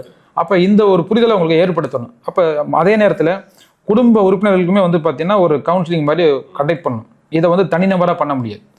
அந்த பகுதியில் உள்ளவங்களுக்கு நீங்கள் உட்காந்து சீரியல் பார்க்குறீங்க, மற்ற விஷயங்களுக்கு நேரத்தை செலவு பண்ணுறீங்க, இது வந்து உங்கள் குடும்ப நலனுக்காக சொல்லப்படுறது. நீங்கள் வாங்க, பொது இடங்களில், அரசு பள்ளிகள்லேயே நமக்கு இடம் இருக்குது, அங்கே ஒரு கேம்பை கண்டக்ட் பண்ணலாம். அங்கே ஒரு மக்களுக்கு வந்து அதாவது சார், சில விஷயங்களை வந்து பார்த்தீங்கன்னா தகவல் மூலமே சரி பண்ணலாம் சார். ஆரோக்கியமான தகவலை சொல்லணும், சரியான தகவலை சொல்லணும். அவங்களுக்கு உணவு முறைகளில் எது நல்லது, எது கெட்டது, எதை எப்போ சாப்பிடணும் அப்படிங்கிற ஒரு கிளியர் இன்ஃபர்மேஷன் அவங்களுக்கு கொடுத்தாலே அதன் மூலமாக மேம்படுத்த முடியும். மருந்து மாத்திரை தான் சரி பண்ணணும்னு சொல்ல முடியாது. மருந்து மாத்திரையை தாண்டி, அதாவது சார், உடலில் உள்ள வியாதிகளை குணப்படுத்தலாம் சார். மனவியாதியில் எப்படி குணப்படுத்துவீங்க? அப்போ மனவியாதிகளை குணப்படுத்தணும்னா மனசுக்குள்ள என்ன பிரச்சனை போயிருக்குது, தகவலை தான் உள்ள போயிருக்கு. அப்போ அந்த தகவலை வெளியே எடுக்கணும் அப்படின்னா அப்போ நல்ல தகவலை உள்ளே கொண்டு போகணும். அப்போ பாசிட்டிவான விஷயத்தில் உள்ளே கொண்டு போனால் நெகட்டிவ் வெளியே போக ஆரம்பிக்கிறது. அப்படி வரும்பொழுது அவங்கள என்ன பண்ணலாம், கேர் பண்ண வைக்கலாம். நான் இந்த மாதிரி இருந்தேன், நான் மீண்டுட்டேன், அவரே அம்பாசிடரை மாற்றுறோம், அவர் தான் ஹெல்த் மினிஸ்டர் அம்பாசிடராக மாற்றுறோம். அவர் வாங்க, நீங்கள் நேற்று வரைக்கும் பாதிக்கப்பட்டிருந்தீங்க, இன்னைக்கு நீங்கள் சரியாயிட்டீங்க, உங்களை மாதிரி பாதிக்கப்பட்டவங்களுக்கும் சரியாகணும் அப்படின்னா நீங்கள் முன்னாடி வந்து பேசுங்க. அதை நீங்கள் மற்ற இடத்துல டெஸ்ட் பண்ணலன்னு சொல்லுவீங்க, நாங்கள் டெஸ்ட் பண்ணலாம் வைக்கல. இந்த சமுதாயம் ஆரோக்கியமாக இருக்கணும் அப்படிங்கிறதுக்கான அப்போ ஒருத்தருக்கும் தனிநபர் அக்கறை வேணும் அப்படின்னு சொன்னால் பாதிக்கப்பட்ட நீங்களே வந்து மக்களுக்கான ஒரு போதனையாக சொல்லுங்க அப்படிங்கிற ஒரு திட்டத்தை நம்ம உருவாக்கணும் சார். கடந்த காலங்களில் 51 சட்டமன்ற தொகுதியை சந்திச்சுட்டு வர ஒரே பிரதானமான ஒரு விஷயம், முக்கியமான விஷயம், நான் சின்ன வயசுல பார்த்துட்டு இருக்கேன், இது மட்டும் மாறவே இல்லை அப்படின்னா எது சொல்லுவீங்க? Pollution sir. சுற்றுச்சூழல் மாசுபாடு. இண்டஸ்ட்ரியல் இருக்கிறது மட்டும் காரணம் சொல்ல முடியாது. அதான் சொல்றேன், இது வந்து அம்பத்தூர் தொகுதி வந்து ரெசிடென்ஷியல், கமர்ஷியல் அண்ட் இண்டஸ்ட்ரியல் ஜோனாக இருக்கிறதுனால எல்லாமே ஒருங்கிணைஞ்ச ஒரு தொகுதியாக அது இருக்குது. அதனால இது இது இண்டஸ்ட்ரியல் எஸ்டேட்லேருந்து மட்டும் தான் வந்து உங்களுக்கு வந்து பொல்யூஷன் உருவான்னு சொல்ல முடியாது. இப்போ மற்ற இடங்களில் தேவையில்லாத இடங்களில் குப்பை போடுறீங்க, இப்போ கமர்ஷியல் யூனிட்ஸ் ரன் ஆகுது, அங்கேருந்து கூடிய வேஸ்டேஜஸ் வருது. டைமுக்கு ப்ராப்பராக வந்து பார்த்தீங்கன்னா அந்த குப்பையை வந்து டெஸ்ட் வாஷ் பண்ணணும், அது பண்ண மாட்டாங்க. டைமுக்கு எடுக்க அந்த அந்த அந்த குறைபாடெல்லாம் இருக்குதுங்கள. மழைநீர் தங்குறது, கழிவு நீர் லீக்கேஜ் இருக்குது, அந்த இடத்துல கூடிய ஒரு தொற்றுகள் பரவ ஆரம்பிக்குது. இந்த மாதிரி நிறைய விஷயங்கள். இப்போ தேவையற்ற பொருட்கள் நிறைய இருக்குது, தேவையற்ற பொருட்கள் பொது இடங்கள் நிறைய இருக்குது. அப்போ அது ஏன் அந்த இடத்துல இருக்குது, ஏன் அந்த இடத்துல இது எப்படி உருவாச்சு? அதே நேரத்தில் வந்து பார்த்தீங்கன்னா இந்த அடிப்படை வசதிகளை மிக சரியாக செய்யணும். சரியாக செய்யணும்னா இப்போ ரோடு போட்டிருப்பாங்க, நீங்கள் ரோடை பார்த்தீங்கன்னா அது ஒரு ஷேப்பாக இருக்கும், ஒரு மாதிரி சாய்வாக இருக்கும், இல்லை ஒரு பள்ளமேடுமா இருக்கும், அது ஒரு சூப்பர் டிசைன்னு சொல்லலாம். அது அந்த மாதிரி போட்டிருப்பாங்க. அதாவது உடஞ்சிருக்காது சொல்லுவாங்கள்ல. ஆமாம், அதாவது ஒரு இடத்துல பள்ளம் இருக்கும், மேடும் இருக்கும், அது தொடர்ந்து பள்ளமாகவும் இருக்காது, அது ஒரு விதமான ஷேப்பில் இருக்கும். இப்போ நீங்கள் உள்ளங்கை எப்படி விரிச்சிங்கன்னா பார்த்தீங்கன்னா வச்சுக்கலேன், நம்ம கையை உள்ளங்கையை விரிச்சோம்னா ஒரு சின்ன ஒரு மேடு தெரியும், திடீர்னு பள்ளம் தெரியும். இதே மாதிரி தான் ரோடு இருக்கும். ரோடுங்கிறது அப்படி கிடையாது, ஒரு சமதள பகுதியாக இருக்கணும். பள்ளமான பகுதி, பூமி பள்ளமாக இருந்ததுன்னா அந்த இடத்துல பள்ளமாக கொண்டு போடலாம். ஆனால் ஒரு 10 அடி 20 அடி ரோடு போடுறீங்களா, அந்த 20 அடியை ஒரே மாதிரி போட வேண்டிய, ஒரே லெவலாக ரோடாக போட வேண்டியதானே? அது கிடையாது. அப்போ அந்த இடத்துல என்ன ஆகுதுன்னு கேட்டிங்கன்னா, ஒரு மழைநீர் அங்கே மழைநீர் தங்கும், இல்லை அந்த இடத்துல ஏதாவது ஒரு ஹோட்டல் இருக்கும், இல்லை அந்த தண்ணி வரும், வேஸ்ட் பயன்படுத்தின வாட்டர் வரும், அது தங்கும், அது ஒரு நாள் 2 நாள் இருக்கும், அந்த இடத்துல ஒரு மாசு உருவாகும். இந்த மாதிரி நிறைய விஷயங்கள் லிஸ்ட் அவுட் பண்ணணும். முதல்ல மாசு எதனால் ஏற்படுதுங்கிற காரணங்களை கண்டறியணும். பிரதானமாக தொழிற்சாலை மட்டுமே நம்ம மையப்படுத்தி சொல்ல முடியாது சார். என்னென்ன பல்வேறு காரணங்கள் இருக்குது. இப்போ நான் சொன்ன மாதிரி இறங்கி இப்போ ஒரு பகுதியில் ஒரு காரணங்கள் இருக்கும். இதுதான் அந்த மக்களாக சேர்ந்து பயணம் பண்ணும்பொழுது ஒவ்வொரு பகுதியில் இருக்கக்கூடிய குறைகளை எடுத்து அதை லிஸ்ட் அவுட் பண்ணும்போது கேட்டகரிஸ் பண்ணி பிரிச்சிடும். இந்த பகுதியெல்லாம் இதில் இந்த பிரச்சனைகள்லாம் இதில் வருதுன்னு சொல்லிட்டு அதுக்கு தீர்வுகளும் எளிமையாக கண்டுபிடிக்கணும். இதற்கு தீர்வுகள்லாம் பெரிய நுணுக்கங்கள்லாம் தேவையில்லை, எளிமையாக சரி பண்ண முடியும். நீங்க வந்து சட்டமன்ற உறுப்பினராக தேர்ந்தெடுக்கப்பட்டீங்கன்னா, வெற்றி பெற்றீங்கன்னா மக்களோட தொடர்பை எந்த அளவுக்கு வச்சுக்குவீங்க? இது ரொம்ப முக்கியமாக நான் பார்க்குறேன். இது சட்டமன்ற உறுப்பினர் ஆனதுக்கு பிறகுதானுங்கிறது கிடையாது. நான் மக்களுக்கு சேவை செய்யணுங்கிறது வந்துட்டேன். இப்போ டெடிகேட்டிவாக நம்ம ஒரு நம்பர் வச்சுருக்கிறோம். இது மக்கள் 24/7 தொடர்பு கொள்ளலாம். இதுக்கான நான் ஒரு அடிப்படை கட்டமைப்பு, இதுக்குன்னு ஒரு தனி அலுவலகம், நான் எடுத்து பேச முடியலாட்டியும் எனக்கான ஒரு உதவியாளர்களை வச்சு அந்த இடத்துல மக்களுடைய தொடர்பில் இருந்து மக்கள் என்ன பிரச்சனைகள் சொல்கிறாங்க அதை நீங்கள் நோட் பண்ணுங்கள். அதே விஷயத்தில் மக்களுக்கு அவங்க சொல்லக்கூட்ட கோரிக்கைகள், அவங்க வச்ச பிரச்சனைகளுக்கு என்ன மாதிரியான நம்ம நடவடிக்கை எடுத்துக்கிறோம், அதுக்கான விஷயங்களை அவங்களுக்கு தெரியப்படுத்துங்க. மக்களில் 24 மணி நேரமும் தொடர்பில் இருக்கிறதுக்கான விஷயத்தை நான் உருவாகணும்னு நினைக்கிறேன். இது வந்து நான் ஜெயிச்சுட்டு போய் பண்ணுறதுலாம் கிடையாது. இதை நான் பார்த்துட்டு இருக்கிறேன். நான் எதிர்பார்க்குற மாதிரியான ஒரு அலுவலகம் கிடைச்சிச்சுன்னா நான் அந்த இடத்துல இதை தொடங்கி அது தினந்தோறும் மக்கள் வந்து போகிற இடமா, மக்களுக்கு தேவையான விஷயங்களை ஒரு ஆலோசனையிலிருந்து மக்களுடைய பிரச்சனை தீர்க்கக்கூடிய இடங்களா நான் மாற்றணும்னு நினச்சிட்டு இருக்கேன். இதுக்கு நான் ஜெயிச்சு தான் பண்ணலாம் கிடையாது. ஆனால் இப்போலேருந்தே தொடங்குறதுக்கு ஏற்கனவே நம்பர் அதே நம்பர் தான் ஆரம்பத்தில் 9942420101 நம்பருக்கு இந்த டைரக்ட் கால், SMS, வாட்ஸ்அப் அப்படிங்கிறது இருக்குது. டெடிகேட்டிவாக இமெயில் ஐடி கொடுத்துருக்கோம். உங்களுடைய பிரச்சனைகளை சொல்லுங்கள். நம்மளால் வந்து சில விஷயங்கள் வந்து உங்களை சந்திக்காமல் சரி பண்ண முடியும். நம்ம போய் அந்த இடத்துல ஒரு சொல்லக்கூடிய பிரச்சனைகளை பார்த்து சரி பண்ண முடியும். சில நேரத்தில் உங்கள்கிட்ட ஆலோசனை கேட்கணும், என்ன மாதிரியான பிரச்சனைகள் அது எவ்வளோ நாளாக இருக்குது அப்படிங்கிறதுல உங்கள்கிட்ட சில விஷயங்களை கேட்க முடியும். சில இடத்துல வந்து மக்களை ஒன்று கூட்டி அந்த இதில் ஒரு கேட்க முடியும். இதெல்லாம் இருக்கிறதுனால நம்ம சட்டமன்றத்துக்கு அவங்க மக்கள் ஓட்டு போட்டு நம்ம ஜெயிச்சதுக்கு பிறகு தான் அதை செய்யணும் கிடையாது. நான் மக்கள் சேவை செய்யணும் வந்துட்டேன், எப்பொழுதும் மக்களோட இருப்பேன். நீங்க வந்து சுயேட்சை வேட்பாளராக போட்டியிடுறதுக்கான காரணம் என்ன? இப்ப நிறைய பெரிய பெரிய கட்சிகள்லாம் இருக்காங்க, ஏதாவது ஒரு கட்சியில போய் சேர்ந்துட்டு அவங்க மூலியமா நீங்க ஒரு வேட்பாளராக நின்று இருக்கலாம், கேண்டிடேட் நின்று இருக்கலாம். சுயேட்சை வேட்பாளராக நிற்கிறதுக்கான காரணம் 2 விஷயம் சார். ஒன்று வந்து பார்த்தீங்கன்னா, சுயேட்சை வேட்பாளருக்கு எந்தவித கட்டுப்பாடும் கிடையாது. நம்ம செய்ய வந்தது மக்களுக்கு சேவை. மக்களுக்கு சேவை செய்ய வந்திருக்கிறோம். மக்களுடைய தேவைகளை நம்ம நேரடியாக கேட்டு தெரிஞ்சு அதுக்கான என்ன வேலைகளை, என்ன தீர்வை கொடுக்க முடியுமோ நாம் யோசித்து அந்த தீர்வுகளை நாமளோ இல்லை வந்து அந்த பிரச்சனைக்கு உரிய உங்கள் மூலமாக அந்த பிரச்சனைகள் யார் தீர்க்க வேண்டிய அரசு அமைப்புகள் இருக்கோ அவங்க மூலமாக அதை கொடுக்க முடியும். இதற்கு யாருடைய அனுமதி, எந்த கட்டுப்பாடும் நமக்கு தேவை கிடையாது. நாமளே நேரடியாக மக்கள்கிட்ட தேடி நம்ம பண்ண முடியும். அப்போ நேரடியாக மக்களோட தொடர்பு வைக்க முடியும். 2வது விஷயம் வந்து பார்த்தீங்கன்னா, நமக்கு ஒரு கட்சியை தேர்ந்தெடுத்துட்டோம் அப்படின்னோம்னா நமக்கு கட்சி மாறக்கூடாது. நமக்கு அந்த எண்ணங்கள் கிடையாது. அதாவது நான் என்னுடைய தனிநபர் பயன்பாட்டுக்காக, தனிநபர் பலனுக்காக நான் இங்கே வரல. ஏன்னா பொது சேவை அப்படிங்கிறதுல நான் ரொம்ப கவனமாக இருக்கிறேன். நான் குடிக்கிற தண்ணீரும் நான் சாப்பிடக்கூடிய சாப்பாடும் என் உழைப்பில் இருக்கணும் எப்பொழுதுமே. என்னுடைய கடைசி மூச்சு இருக்க வரைக்கும் என் உழைப்பில் இருந்து தான் எனக்கு தேவையான தண்ணியை குடிக்கணும், நான் சாப்பிடணும். அப்போ பொதுநல சேவையில் வரும்பொழுது நான் எந்த விதத்துலையும் பிறருடைய ஒரு பைசா கூட நான் பயன்படுத்தக்கூடாதுங்கிறதுல நான் உறுதியாக இருக்கிறேன். இந்த கொள்கையை ஒவ்வொரு சமூக செயல்பாட்டிலும் கடைபிடிச்சாங்கன்னா அவர்கள் மேலே விமர்சனங்கள் வராது. இங்கே எல்லாருமே வந்து சமூக சேவை செய்யணுங்கிறது தான் வர்றோம். ஆனால் அவர்களுடைய தேவை அப்படின்னு வரும்பொழுது எப்படி அவங்க நிறைவேற்றிக்கிறாங்கன்னா அது ஒரு விமர்சனத்துக்கு போகுது. அப்போ இதில் வந்து நான் தெளிவாக இருக்கிறேன். நம்ம எக்காரணம் கொண்டு நம்ம பிறருடைய ஒரு பைசா கூட நம்ம எடுத்து அந்த இதுலேருந்து நம்மளுடைய பலனை வச்சுக்கூடாதுங்கிறது தெளிவாக இருக்கிறேன். அப்படி இது ஒரு விஷயம். ரெண்டாவது விஷயம் வந்து பார்த்தீங்கன்னா, கட்சியில் வந்து ஒரு கட்சியில் இன்னைக்கு போய் நம்ம இணைஞ்சிட்டோம் அப்படின்னோம்னா அந்த கட்சியோடைய கொள்கையோ இல்லை அந்த கட்சியோட சூழலோ அந்த கட்சியோட தலைமையோ சரியாக இல்லாத பொழுது, கட்சி மக்களுக்கு திடமான ஒரு சேவையை வழங்க முடியாத சூழலில் இருக்கும் பொழுது, அப்போ நம்ம என்ன பண்ண வேண்டியது? நம்ம எதுக்காக வந்திருக்கிறோம்? ஒரு அமைப்போட சேர்ந்து மக்களுக்கு சேவை செய்யணும்னு வந்துருக்கிறோம். அந்த அமைப்பே வந்து பார்த்தீங்கன்னா கட்டமைப்பே வந்து பார்த்தீங்கன்னா சரியில்லாத பொழுது, கட்டமைப்பே வந்து திடமாக இல்லாத பொழுது, கட்டமைப்புக்கே வந்து உயிரோட்டம் இல்லாத பொழுது, அப்போ நம்ம மக்களுக்கு சேவை செய்ய முடியாது.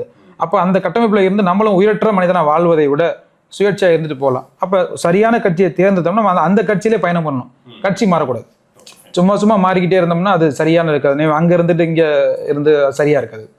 ஒரே கட்சியில் பயணம் பண்ணணுங்கிறது தான் திட்டம். ஒருவேளை கட்சியில் இணைந்தால் ஒரே கட்சியில் பயணம் பண்ணணும். ஆமாம். இல்லை அது வந்து பார்த்தீங்கன்னா நாளைக்கு அந்த விமர்சனம் நம்ம பக்கமே திரும்போது அது நம்மளை சங்கடப்படுது. நம்ம வந்து அதான் சொல்றேன், என்னுடைய பிரதிபலனுக்காக நான் அந்த சமூக சேவை செய்யல. என்னுடைய பிரதிபலன் நான் என்னையை பார்த்துக்கிறேன், என் குடும்பத்தை நான் பார்த்துக்கிறேன், என்னை சுற்றியுள்ளவங்களை நான் பார்த்துக்கிறேன். நான் தான் சொல்றேன், நான் என்னுடைய நோக்கம், அதாவது முதன்மையான நோக்கம் வந்து பார்த்தீங்கன்னா 10,000 பேருக்கு நேரடி வேலைவாய்ப்பு. எனக்கு நான் படிச்சிருக்கிறேன், ஒரு அறிவு இருக்குது, அனுபவம் இருக்குது, நல்ல ஒரு ஸ்கில்ஸ் இருக்குது.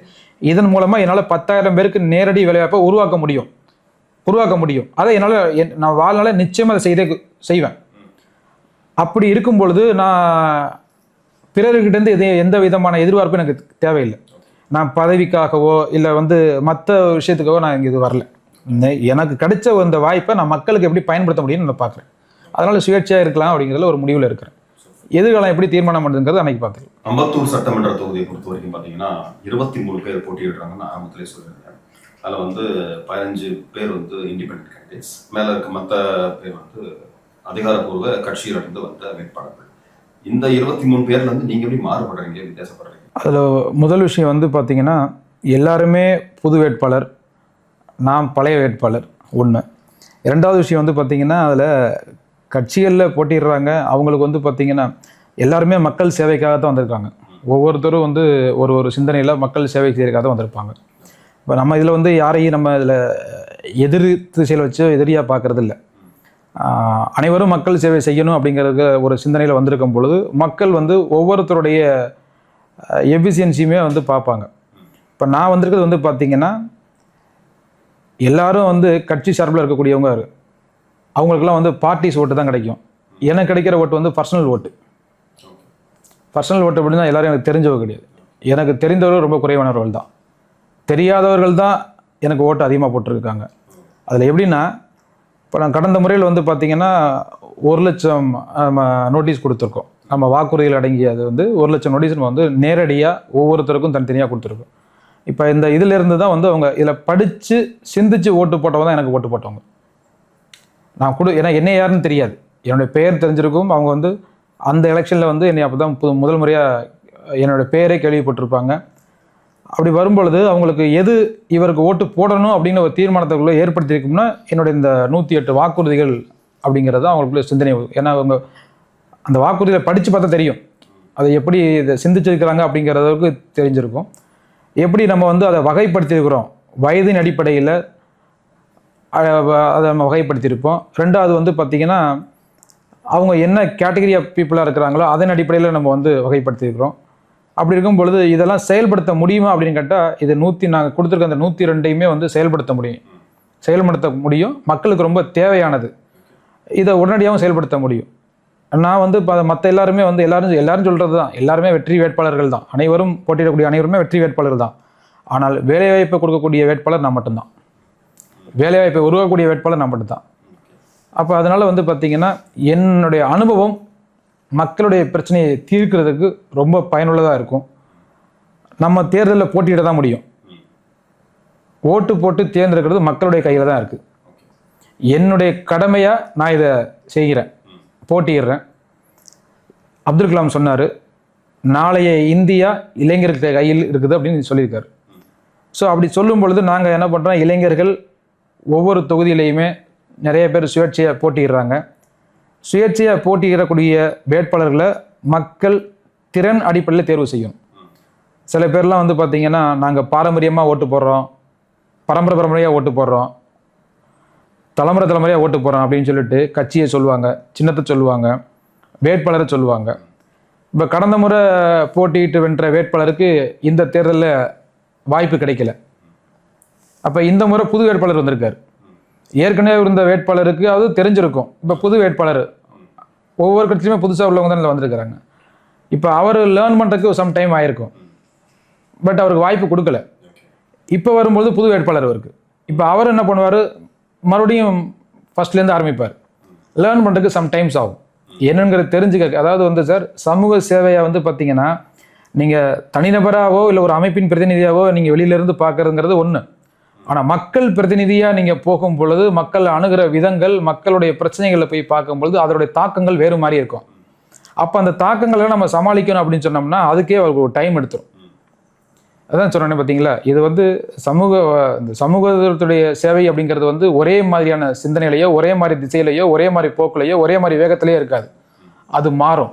இது அனைத்தையும் நமக்கு சரியான முறையில் கையாளணும்னா அதுக்கு தகுந்த மாதிரியான இந்த ஸ்கில் செட் நமக்குமே வேணும். இப்போ நம்ம மற்றவங்களுக்கு வந்து சொல்கிறோம் இளைஞர்கள் ஸ்கில் செட் அந்த தான் பண்ண முடியும்னு, அது கிடையாது. ரொம்ப முக்கியமானது மக்கள் பிரதிநிதிகளுக்கு வந்து பார்த்தீங்கன்னா எந்த அளவுக்கு இருக்கணும்னு கேட்டிங்கன்னா, இவங்க சமாளிக்க வேண்டியது நிறைய பேர் சார். பொதுமக்களை சமாளிக்கணும், அரசு அலுவலகங்களை சமாளிக்கணும், அரசு அலுவலர்கள் இருக்காங்க, உயரதிகாரிகள் இருக்காங்க, இவங்க அனைவரையும் வேலை வாங்கணும்.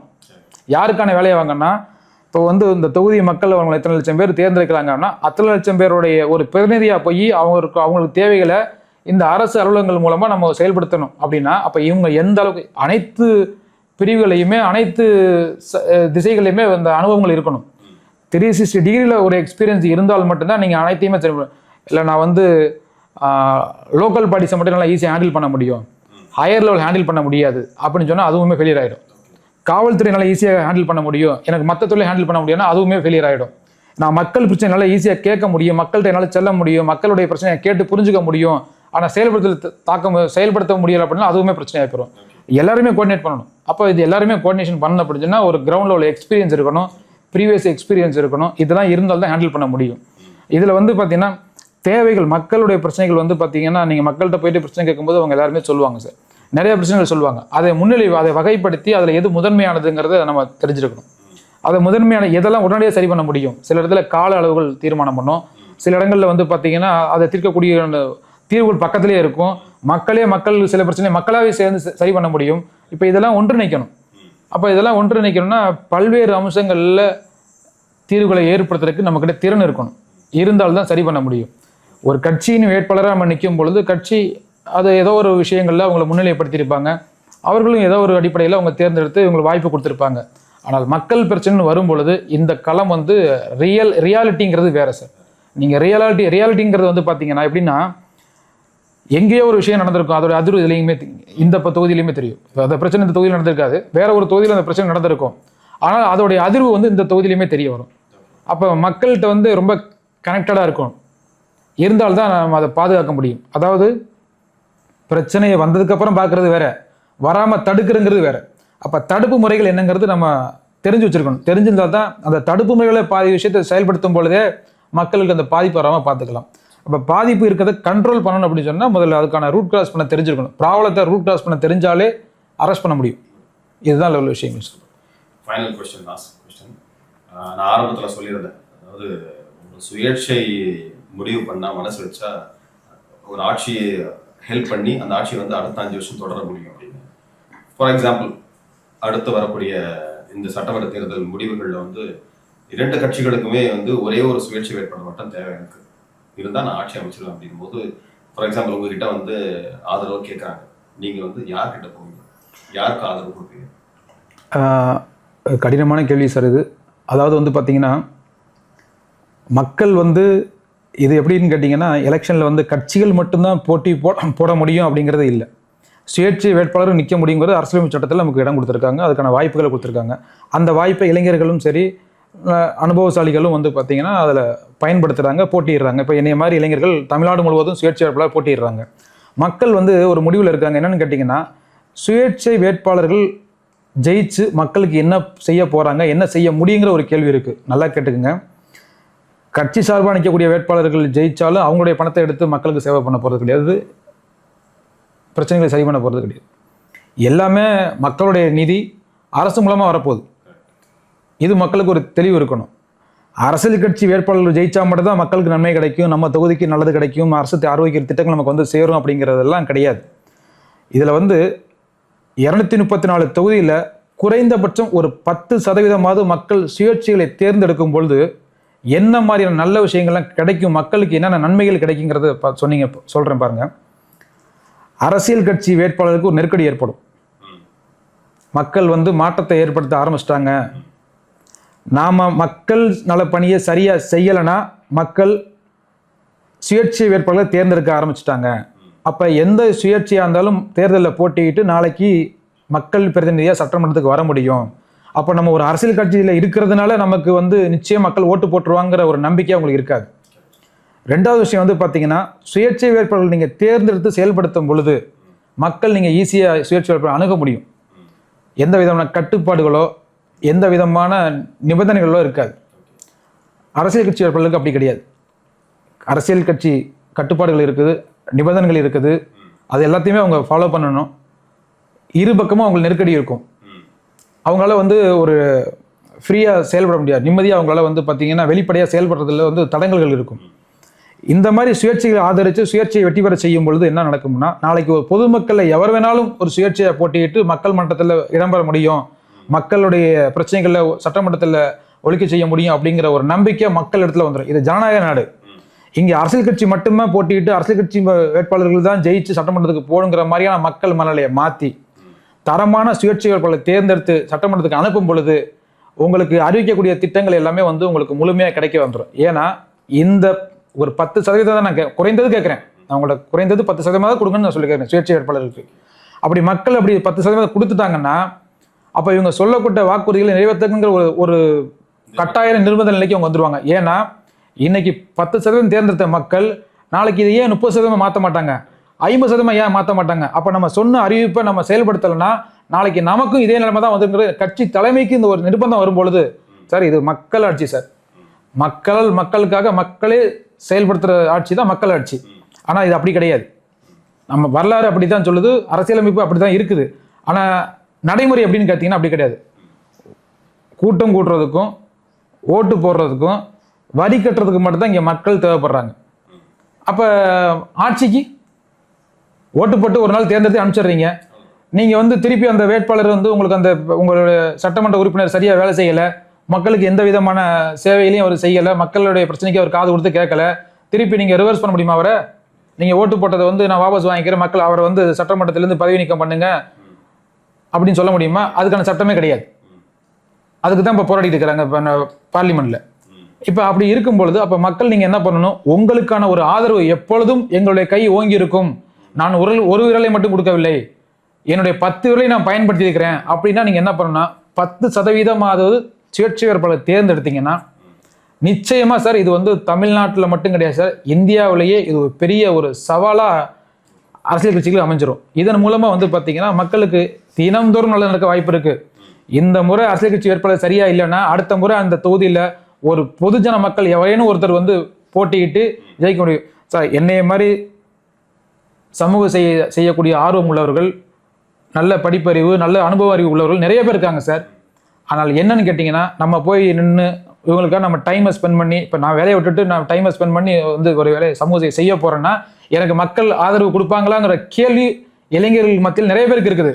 அப்போ இந்த மாதிரி ஒரு 10% மக்கள் இந்த மாதிரி முயற்சி எடுக்கிறாங்க, இந்த மாதிரி மக்கள் மாற்றி சிந்திக்கிறாங்க அப்படின்னு தெரிஞ்சிச்சனாலே அப்போ என்ன பண்ணுவாங்கன்னா மக்கள் சேவைக்கு நிறைய பேர் வருவாங்க சார். சுயநலம் இல்லை என்றால் பொதுநலம் தேவையில்லை. நீங்கள் போடக்கூடிய ஒரு வாக்கு தான் நாளைக்கு இந்த சமுதாயத்தை ஒரு மாற்றத்துக்கான ஒரு வளர்ச்சியான பாதையில் முன்னோக்கி செல்றதுக்கான ஒரு அடிப்படை ஆரம்பமாக இருக்கும். அதை ஒவ்வொருத்தரும் இதை நீங்கள் இந்த மாதிரி மாற்றி யோசிக்கும் பொழுது செயல்படுத்த முடியும். அதாவது எப்படி சொல்லலாம்னு கேட்டிங்கன்னா, மக்கள் பார்வைக்கு லட்டு மாதிரி இருக்கிறாங்க, செயல்பாட்டில் வந்து பூந்தி மாதிரி இருக்கிறாங்க. தனிச்சிருந்தீங்கன்னா முடிஞ்சு போயிடும் வேலை. மக்கள் பார்வைக்கு லட்டு மாதிரி இருக்கிறாங்க, அதாவது பார்வைக்கு கூட்டமாக இருக்கிறாங்க மக்கள், ஆனால் செயல்பாடு பூந்தி மாதிரி இருக்குது. அதாவது என்னன்னா, பார்வைக்கு மக்களாக இருக்கிறாங்க, செயல்பாட்டில் மனிதராக இருக்கிறாங்க. அப்போ மொத்தமாக இருந்தால் தான் நீங்கள் மக்கள், பல மனிதர்கள் ஒன்று சேர்ந்தால் தான் மக்கள். நீங்கள் தனிச்சிருந்தீங்கன்னா நீங்கள் மனிதர். அப்போ உங்களுடைய செயல்பாடு எப்படி இருக்குன்னு கேட்டிங்கன்னா, எனக்கு எதிர்பார்ப்பு எல்லாமே வந்து மக்கள் மனநிலையில் எதிர்பார்ப்பு இருக்குது, ஆனால் செயல்பாடு எப்படின்னா மனிதர் மனநிலையில் செயல்பாடு இருக்குது. நான் இதெல்லாம் செய்வேன், ஆனால் எனக்கு இதெல்லாம் வேணும் அப்படின்னு சொன்னால் அது செய்கிறது குறைவாக இருக்கும், எதிர்பார்க்கறது அதிகமாக இருக்கும். நீங்கள் ஒன்றே ஒன்று மட்டும் பண்ணுங்கள். என்னுடைய முக்கியமான கோரிக்கை தமிழ்நாட்டு மக்கள்கிட்ட வைக்கிறது இதன் மூலம் என்னென்னு கேட்டிங்கன்னா, ஒவ்வொரு தொகுதியிலையும் சுயேட்சை வேட்பாளர்கள் போட்டிடுறாங்க. சுயேட்சை வேட்பாளருடைய திறனை பாருங்கள், அவருடைய அனுபவங்களை பாருங்கள், அவருடைய கொள்கைகளை பாருங்கள், அவர்கள் என்ன மாதிரியான வாக்குறுதிகளை மக்களுக்கு கொடுக்குறாங்கிறது பாருங்கள்.